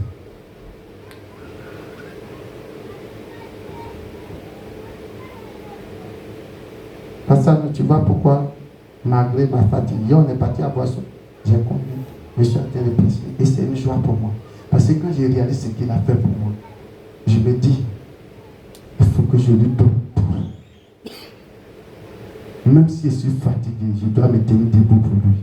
Même si je suis malade, je dois me tenir. Lui, il était fatigué, mais il ne s'est pas mis encore à la disposition des gens. Et puis moi, j'ai dit non, je suis fatigué. Non, ma tête me fait mal. Donc, ça roule. Ça roule. Alléluia. Ça roule. C'est pour moi une grande joie d'être au service du Seigneur. On dit il parcourait de ville en ville, de village en village. Champion, on continue. On a déjà presque fini. Au verset 2, il lit la parole de Dieu. Les 12 étaient avec lui. Les 12 étaient avec lui. Et quelques femmes qui avaient été guéries d'esprits malins et de maladies. Marie, dite de Magdala. Marie, dite de Magdala. De laquelle étaient sortis 7 démons. Jeanne, femme de Chuza. Oui. Intendant d'Hérode. Suzanne et plusieurs autres qui l'assistaient de leur bien. Tu as vu ces personnes-là? Qu'est-ce qu'elles ont fait? Elles assistaient. Pendant que Jésus évangélisait et les disciples étaient avec lui, ces femmes-là l'accompagnaient partout. Et qu'est-ce qu'elles faisaient? Elles aussi, elles mettaient leur argent à la disposition de qui? De Jésus pour contribuer à l'avancement du ministère de Jésus.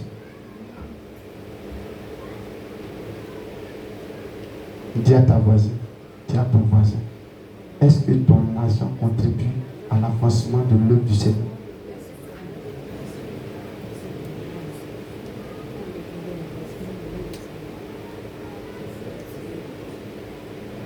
C'est vrai que quand tu évangélises, Dieu te bénit. Et je vais te révéler les types de bénédictions pour t'orienter. Parce que Jésus a donné une précision. Mais en même temps, je vais te montrer encore une autre manière de faire l'œuvre de Dieu pour que Dieu te bénisse. Ces femmes-là, elles étaient femmes, des femmes mariées. Mais leur manière de faire l'œuvre de Dieu était quoi? De soutenir le ministère. Et on va voir, Jésus a parlé de ça lui-même, de sa propre vie. Avant, il faut prendre Marc, chapitre 10, verset 28.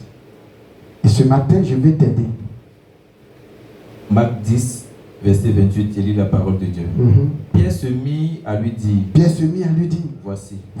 Nous avons tout quitté. Nous avons tout quitté. Et nous t'avons suivi. Et nous t'avons suivi. Jésus répondit. Jésus répondit. Je vous le dis en vérité. Je vous le dis en vérité. Il n'est personne qui. Ayant quitté.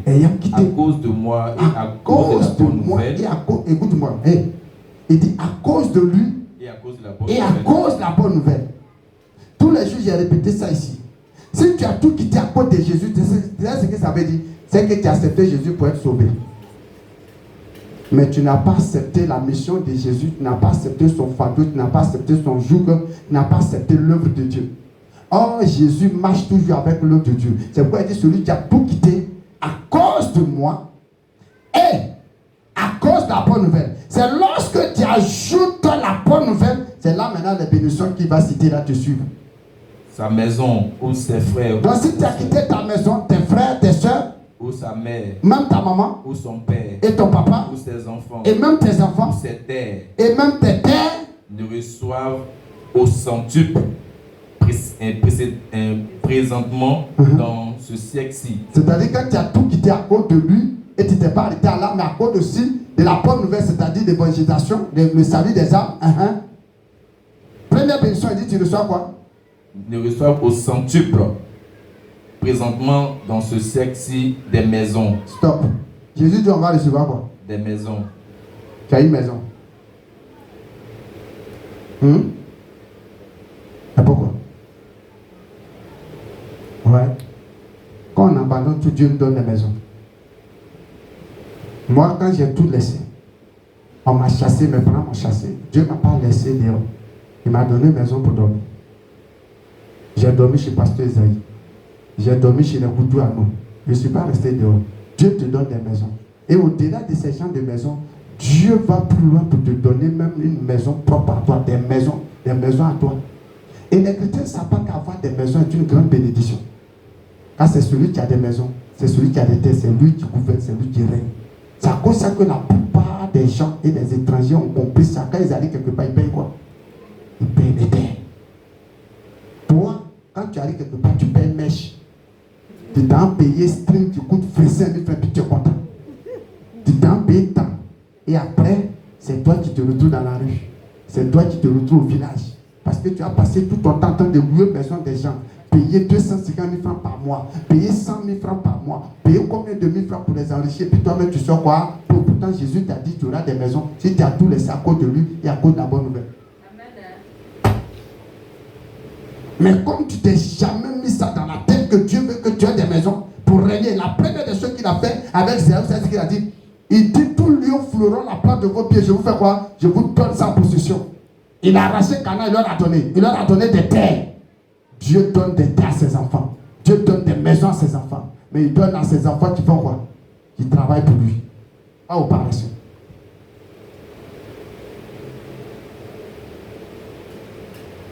Quand le Seigneur m'a enseigné ça, ma vision des choses a changé. Vous ne comprenez pas pourquoi je paie maintenant les terres, les terrains. C'est à cause de ça.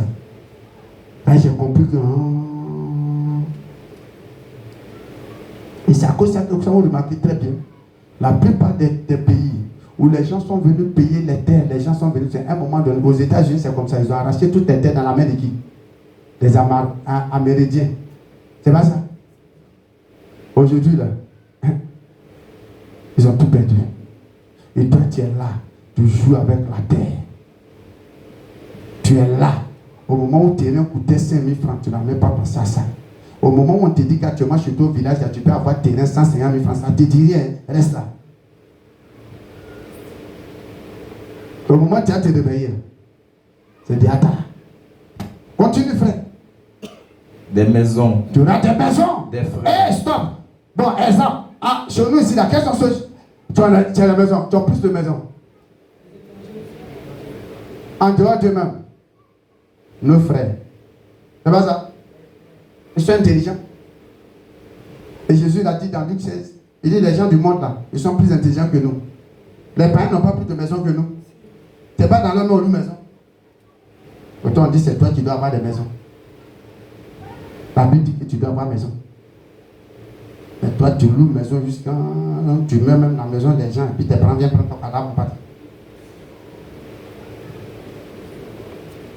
C'est quel peuple ça? Allons. Des frères. Tu auras des frères. Des sœurs. Des sœurs. Des mères. Des mères. Des enfants. Oui. Et des terres. Et quoi encore? Des terres. On dit tu auras des. Bon, dis-moi, combien de terres tu as eu? Pourtant, il a dit en vérité, en vérité. Mais c'est parce que longtemps, on n'a pas orienté le chrétien dans ça. On ne vous a pas enseigné cette vérité-là pour vous dire qu'il faut que vous ayez votre propre maison. Il faut que vous cherchiez à avoir votre propre terre. Ou vous avez votre propre terrain.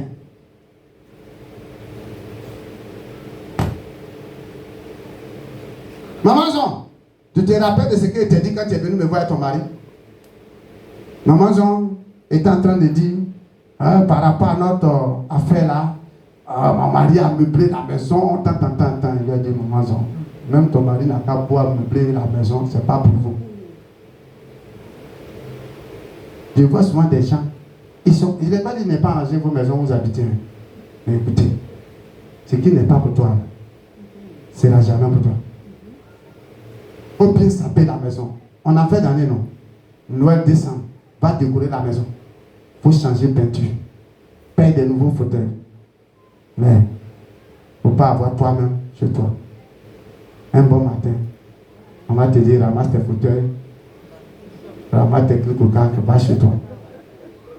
Et je n'ai jamais manqué de dire à mes enfants, on n'est pas chez nous. Chaque fois, je leur rappelle ça. Et de là où on habite, c'est pas chez nous.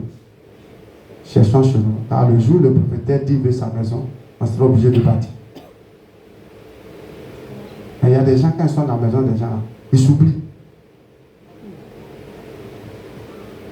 Même si le propriétaire t'a laissé rester dedans pendant 30 ans, il faut savoir qu'un jour viendra. Il ne va jamais te dire prends la maison là, cadeau.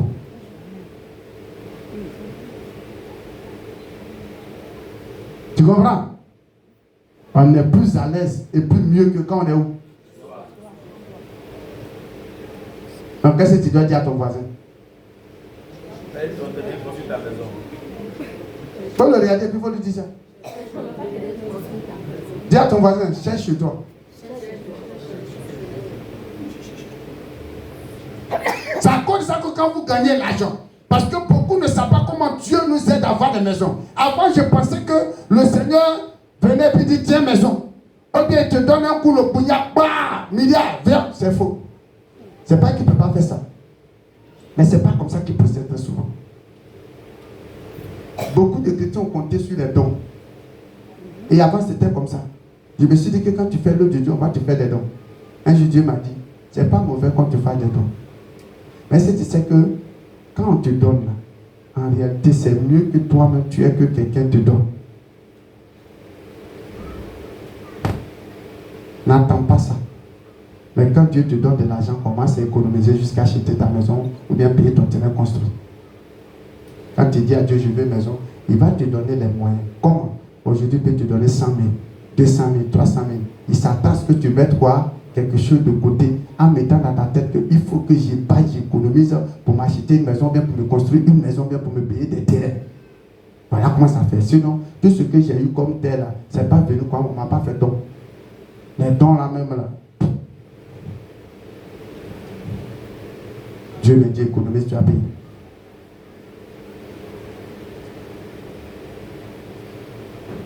Maman, quand tu finis de vendre, il faut prendre caisse, mettre de côté. Ça, c'est caisse de ma maison. C'est caisse de mon terrain. Tu comprends français là?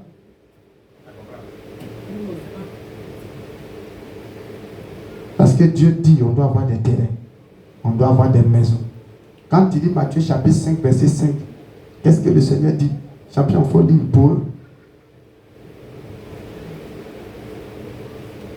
Matthieu 5, verset 5, il lit la parole de Dieu. Heureux les débonnaires, car ils hériteront le royaume, car ils hériteront la terre. Ah, qui a d'autres versions? On dit heureux les hommes de cœur. Qui a ça là-bas? Heureux les hommes de cœur. Uh-huh. Ils hériteront la terre. Ils hériteront quoi? Dans deux versions, on dit Dieu leur donnera la terre en héritage. Donc c'est vrai qu'on doit aller au ciel, mais sur la terre, si Dieu veut nous donner la terre. Il veut qu'aussi on règne sur la terre. Il veut qu'on soit à l'aise aussi sur la terre. Dans d'autres versions, oui. Il dit, ils sont heureux, ceux qui sont doux, parce qu'ils recevront la terre comme un don de Dieu. Ah, yes, c'est sorti. La terre comme quoi? Un don de Dieu. Un don de Dieu. On a prêché longtemps. Non, dans ta vie à Jésus, tu vas aller au ciel. Et les pauvres en esprit. Quand ils retrouvent quoi? Le ciel. Ça fait que tu es là. Et tu ne veux pas que Dieu aussi te bénisse sur la terre. Écoute-moi bien. Jésus dit toujours que si tu es pauvre, ce n'est pas sûr que tu sois au ciel. Non, c'est vrai. Je vais vous expliquer pourquoi. Parce que quand tu es pauvre, ça te fait tellement pécher.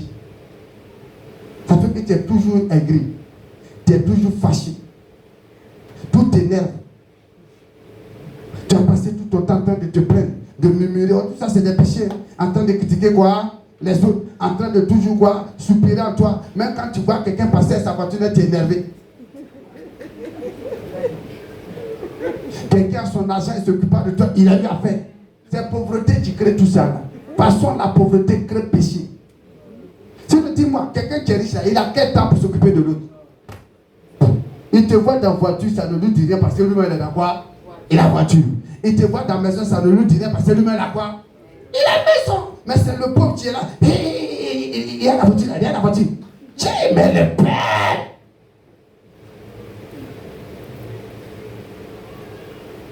Un gars comme ça, là, il va aller au ciel comment? Tous les jours, il va même se fâcher contre Dieu. Après, il se ressaisit. Après, encore, il se fâche. Il va se fâcher contre les hommes. Après, il se ressaisit. Dis à ton frère, il faut quitter la pauvreté. Il faut quitter la pauvreté. Hein?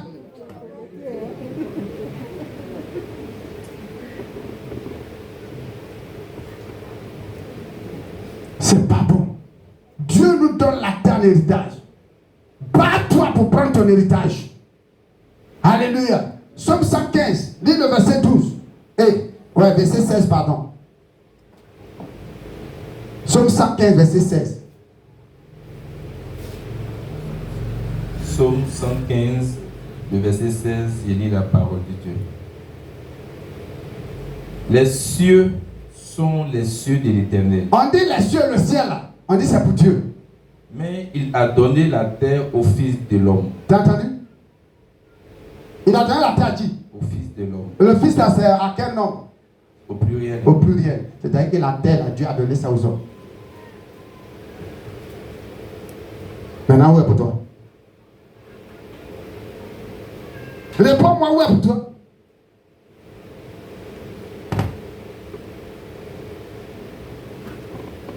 Et tu mets les enfants au monde et tu ne vas rien leur laisser.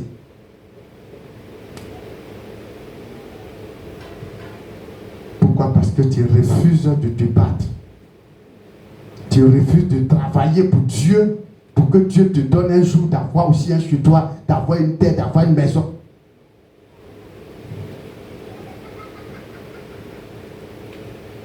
Alléluia. Amen. Seigneur, donne-moi des terres. Donne-moi des maisons. Parce que ta parole a dit. Tu as dit que tu as donné la terre au Fils de l'homme. Et tu as dit heureux les humbles de cœur, car ils hériteront la terre. Alléluia. Alléluia. Amen. Dis à ton voisin. Dis à ta voisine. Travaille pour Dieu, pour que Dieu te donne aussi des terres. Travaille pour Dieu, pour que Dieu te donne des maisons. Arrêtons de concordre maison des autres. Si les païens n'avaient pas construit, vous et moi, on allait donner où?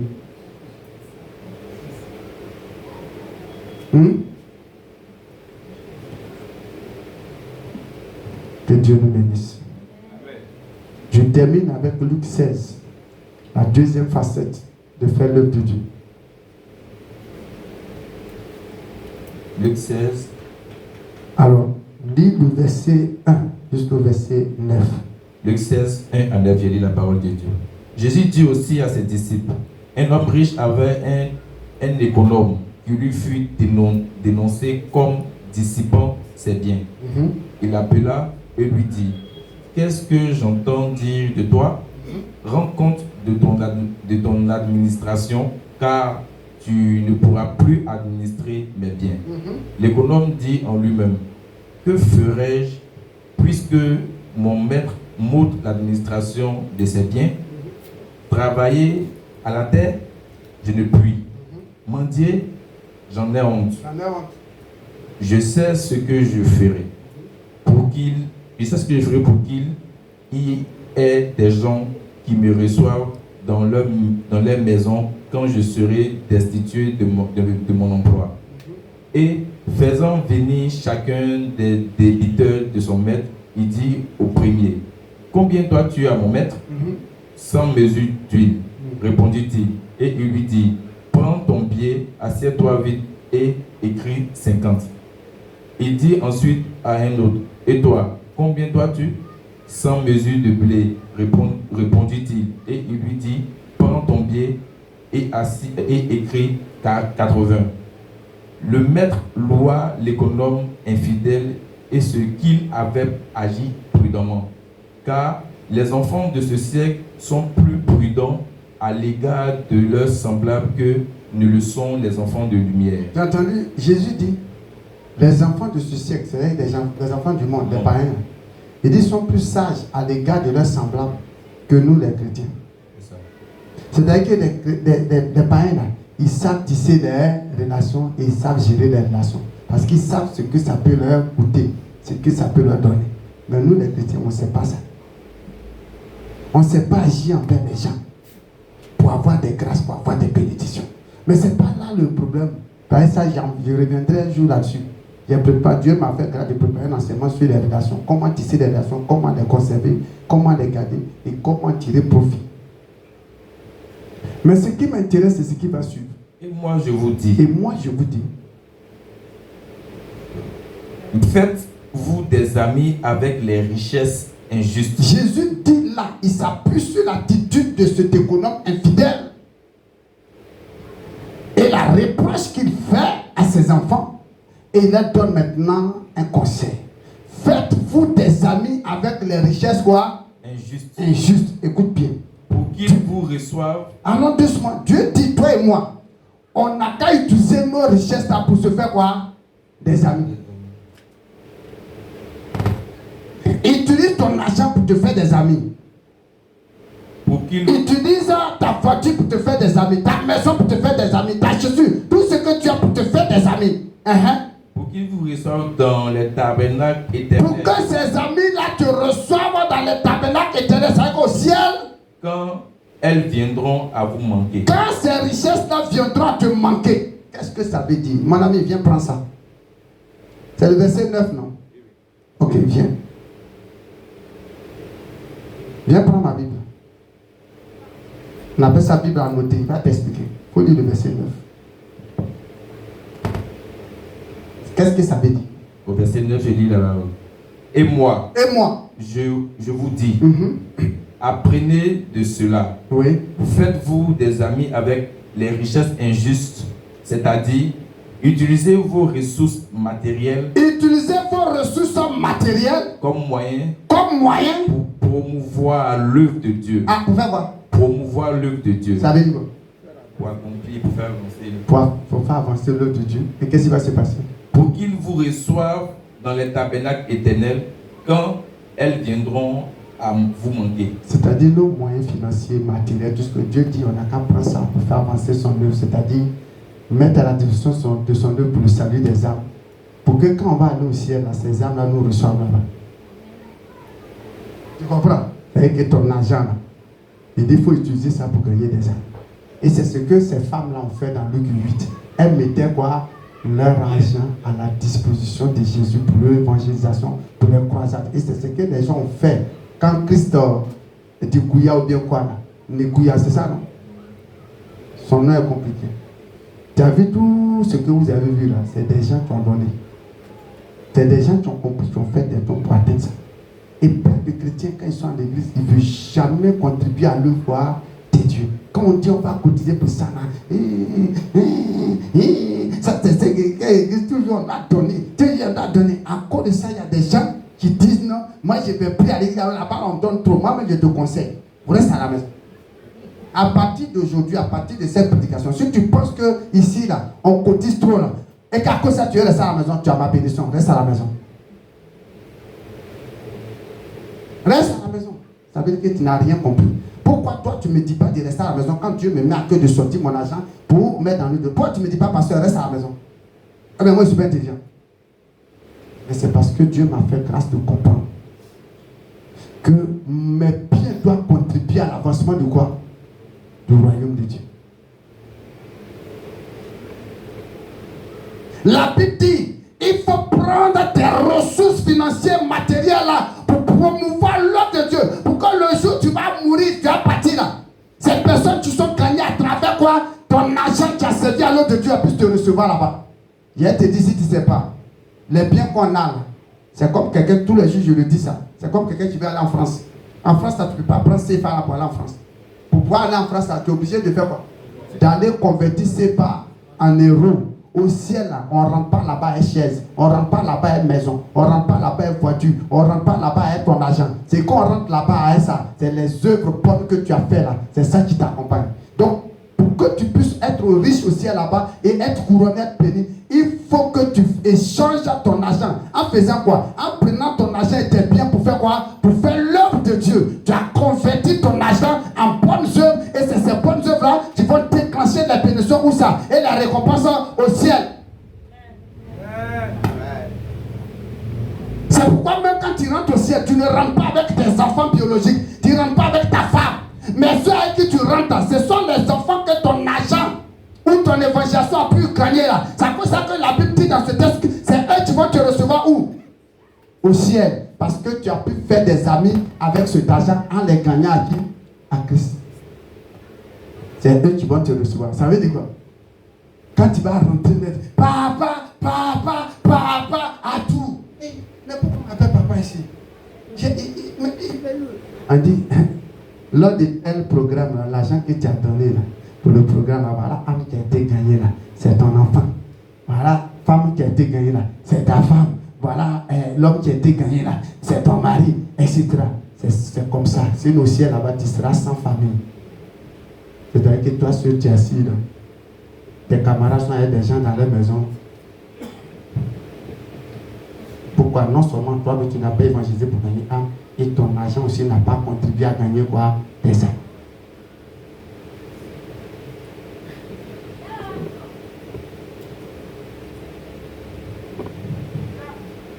Donc c'est pourquoi, si tu penses que tu es plus malin que Dieu, moi, mais ton courage à être malin. Mais si tu es malin, il ne faut pas mourir. Parce que si tu meurs, je te dis à maintenant ce qui t'attend. Tu n'auras rien. Tu n'auras pas de part avec le Seigneur. Ceux qui auront des parts avec le Seigneur, c'est ceux qui ont donné leur temps pour faire l'œuvre de Dieu et gagner des âmes. On dit ceux-là, ils auront des salaires, ils seront récompensés au ciel. Ils vont se réjouir avec le Seigneur. C'est ceux qui ont mis leur argent dedans pour qu'on fasse des croisades, pour qu'on fasse des programmes, pour qu'on fasse des évangélisations. C'est ceux-là qui auront des parts. C'est ceux-là qui auront des gens qui vont les accueillir. C'est pourquoi il a dit de faire quoi? Des amis. Tu n'as pas entendu amis là? Avec quoi? Avec nos richesses. Mais ces amis-là, c'est pourquoi? On dit c'est pour que quand tu as quitté ton argent, ils puissent te recevoir au ciel. Parce que c'est grâce à ton argent qu'ils sont allés où? Au ciel. Quand ils étaient sur la terre ici, tu as pris ton argent pour les aider. Quand ils avaient problème à l'église ici, tu as contribué. Quand ils avaient faim, quand ils avaient soif, quand ils avaient temps, ou bien ils avaient ceci, tu dis tiens, c'est tout ça là qui va t'accompagner et les gens vont te recevoir. Hé, tonton Ezra, bon arrivé, hé, tonton Ezra est venu, pasteur, non, tonton Ezra est Ezra est étonné, mais il y a quoi? Hé, tonton Ezra, quand Dieu te bénit, oh, c'est toi, tonton Ezra, quand j'étais malade là, tu te rappelles, c'est toi qui as donné l'argent, j'ai payé mon ordonnance. Dis à ton voisin, garde ton argent, ingrat, méchant, avare. Pas lui.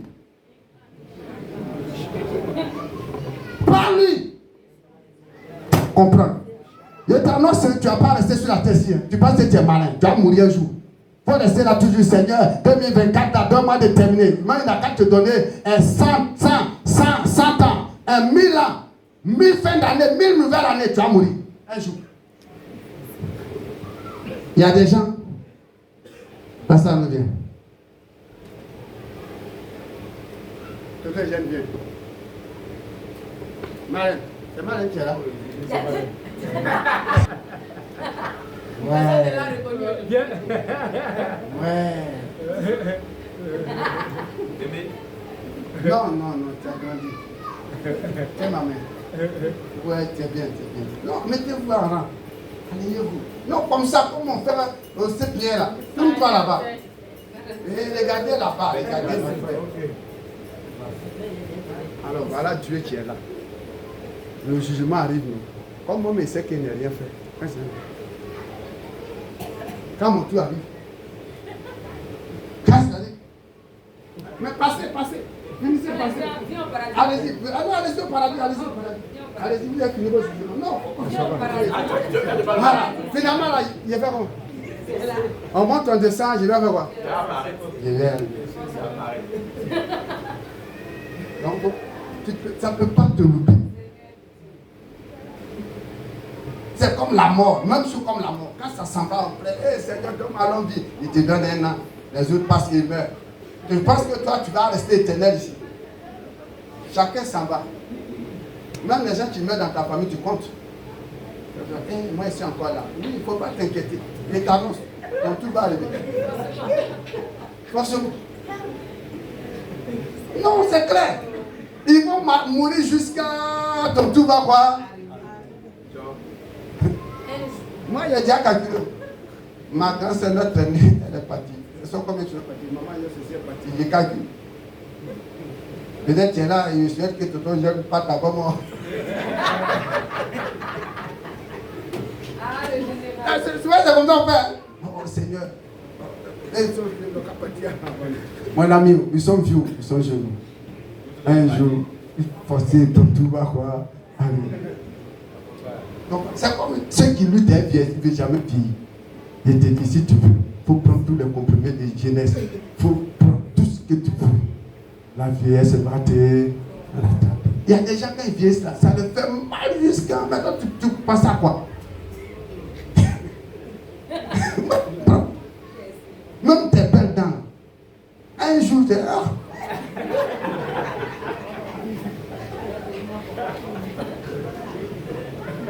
Donc, écoute-moi bien. Au lieu de te morfondre, d'être de choses, c'est tout faire une seule chose. Fais l'œuvre de Dieu. Donne-toi à fond pour l'œuvre. Amen.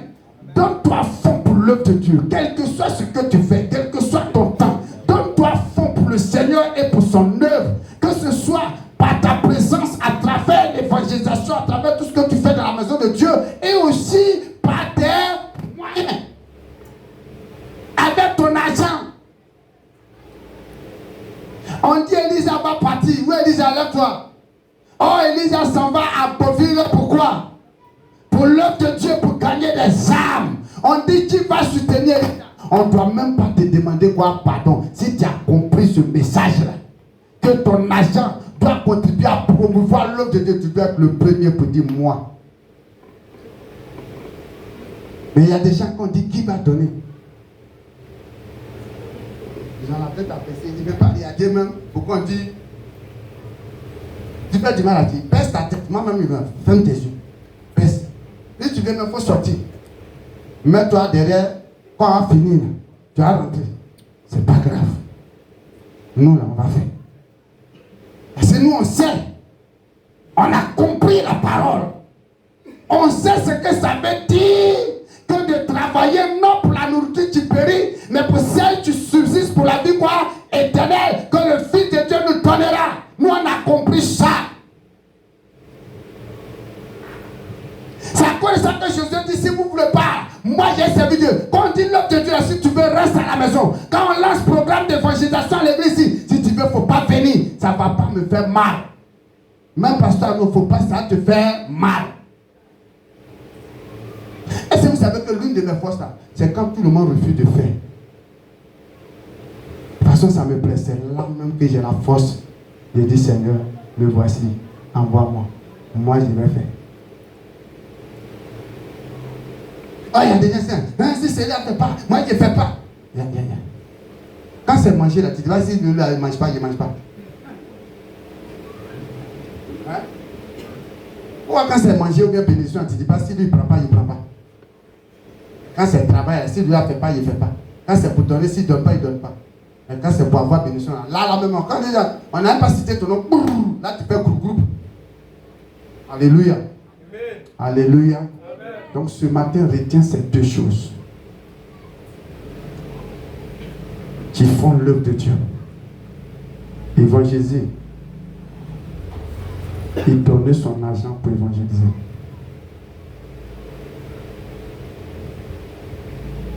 Se disposer pour partager la parole de Dieu aux gens. Romains chapitre 10, verset 15 nous dit. Mon ami, Oli, il faut que je puisse tout mon arsenal. Là, il sait qu'il est prêché par la grâce de Dieu. Romains 10, verset 15, il lit la parole de Dieu. Mm-hmm. Et comment y aura-t-il... Bon, donc monte au verset 12, je crois. Au verset 12. Il n'y a aucune différence, en effet, entre le juif et le grec. C'est ça. Puisqu'ils ont tous un même Seigneur qui est riche pour tous ceux qui l'invoquent. Voilà. Car quiconque invoquera le nom du Seigneur sera sauvé. Écoute bien, Jésus a dit, c'est promis, quiconque invoque le nom du Seigneur, il sera sauvé. Mais comment il peut être sauvé? Comment donc invoqueront-ils celui en qui ils n'ont pas cru? Ils n'ont pas cru, ils peuvent l'invoquer comment? Et comment croiront-ils en celui dont ils n'ont pas entendu parler? Alors comment ils peuvent croire s'ils n'ont pas entendu parler de Jésus? Et comment en entendront-ils parler s'il n'y a personne pour prêcher? T'as entendu? Comment aussi peut entendre parler s'il n'y a personne pour faire quoi? Pour prêcher. Alors quand tu es assis, je suis assis, et quand on ne va pas dans la rue pour prêcher, on ne va pas dans les maisons pour prêcher, on ne se met pas dans les endroits des rues pour prêcher, comment les gens vont entendre la parole de Dieu pour être convertis, pour être sauvés? Et quand on te dit va prêcher, tu es assis, j'ai honte, mais tu n'as pas honte d'aller te coucher en bas des gens. Tu n'as pas honte de porter le mini-jupe pour séduire les gens, escrocs. Et comment y aura-t-il des prédicateurs s'ils ne sont pas envoyés? Comment il peut y avoir des prédicateurs s'ils ne sont pas quoi? Envoyés. C'est qu'on dit Élise à Fargoville. Mais je vais apporter. Maman Rose va à Zikro. Sandrine va à Aïrié. Il y a des gens, ils ne sont jamais prêts à aller. Mais ils ne sont pas aussi prêts à aider les gens. Je bénis Dieu pour tous ces hommes de Dieu, ces femmes de Dieu qui ont accepté de donner leur vie pour aller pour les âmes. Que Dieu les bénisse. Amen. Que Dieu leur donne longue vie. Eux moins. Eux moins. Si nous étions dans leur famille, s'ils étaient à l'aise. Maman Rose était ici, elle était à l'aise. Aujourd'hui, elle est en train de souffrir à cause des âmes. Si elle était ici, elle était à l'aise. Aujourd'hui, elle a ri à cause des âmes. Pasteur Mélèche travaillait ici. Il arrivait à se nourrir. Aujourd'hui, à cause de l'eau, il a tout laissé, en train de souffrir avec sa famille. Quand on te dit, toi et moi, on n'a qu'à donner notre argent là pour les soutenir. Tout de suite, après, on dit, francs des missionnaires, tu viens même 100 francs, 10 francs, d'autres même donnent pas. Et tu penses que tu fais du mal à quelqu'un. Ne t'inquiète pas. Je prie Dieu pour que tu ne meurs pas. C'est le jour où tu vas mourir, c'est là que tu vas comprendre la valeur de ça. Alléluia.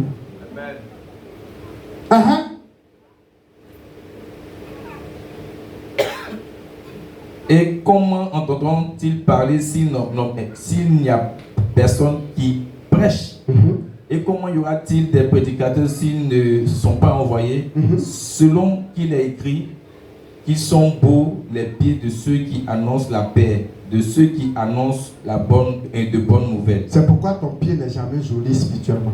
Parce que c'est ceux qui annoncent la bonne nouvelle là. C'est eux que spirituellement ils ont des jolis quoi? Pieds. Des jolis pieds. Leur pied est beau. Et c'est de ça que Paul parlait dans Éphésiens chapitre 6. Quand il dit que avoir pour Jésus à ses pieds le zèle que donne l'évangile, c'est de ça. C'est-à-dire que quand tu prêches la parole de Dieu là, spirituellement là, tes pieds là sont chaussés. Tes beaux chaussures là sont portées à tes pieds. Et ces chaussures là te protègent contre les attaques du diable, contre les aiguillons du diable, contre les pièges. Pourquoi? On porte la chaussure là, ça nous protège contre quoi? Contre les piquants, les pointes, etc. Et c'est en évangélisant que tu es protégé, que tes pieds sont protégés. C'est pas quand tu es assis à la maison.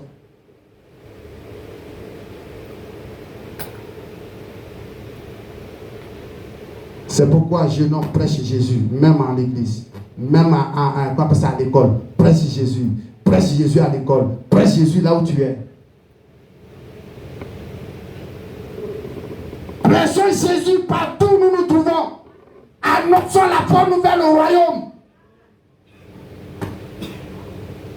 Disons aux gens que Jésus revient bientôt au travail. Prêche à tes collègues.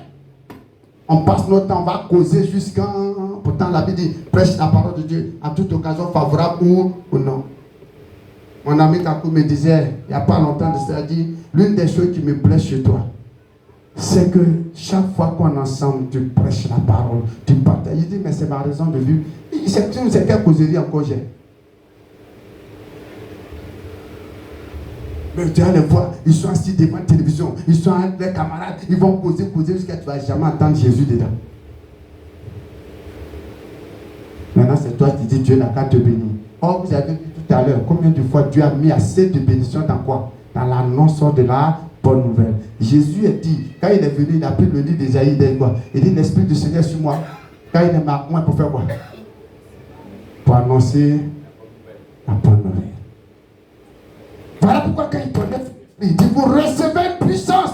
Le Saint-Esprit surveillera sur vous. Et vous serez quoi? Vous serez mes témoins. Dans Luc 24, il dit, vous êtes témoins de ces choses. Dans Marc 16, verset 1, il dit, allez annoncer la bonne nouvelle à toute la création. Celui qui croira et qui sera baptisé sera sauvé.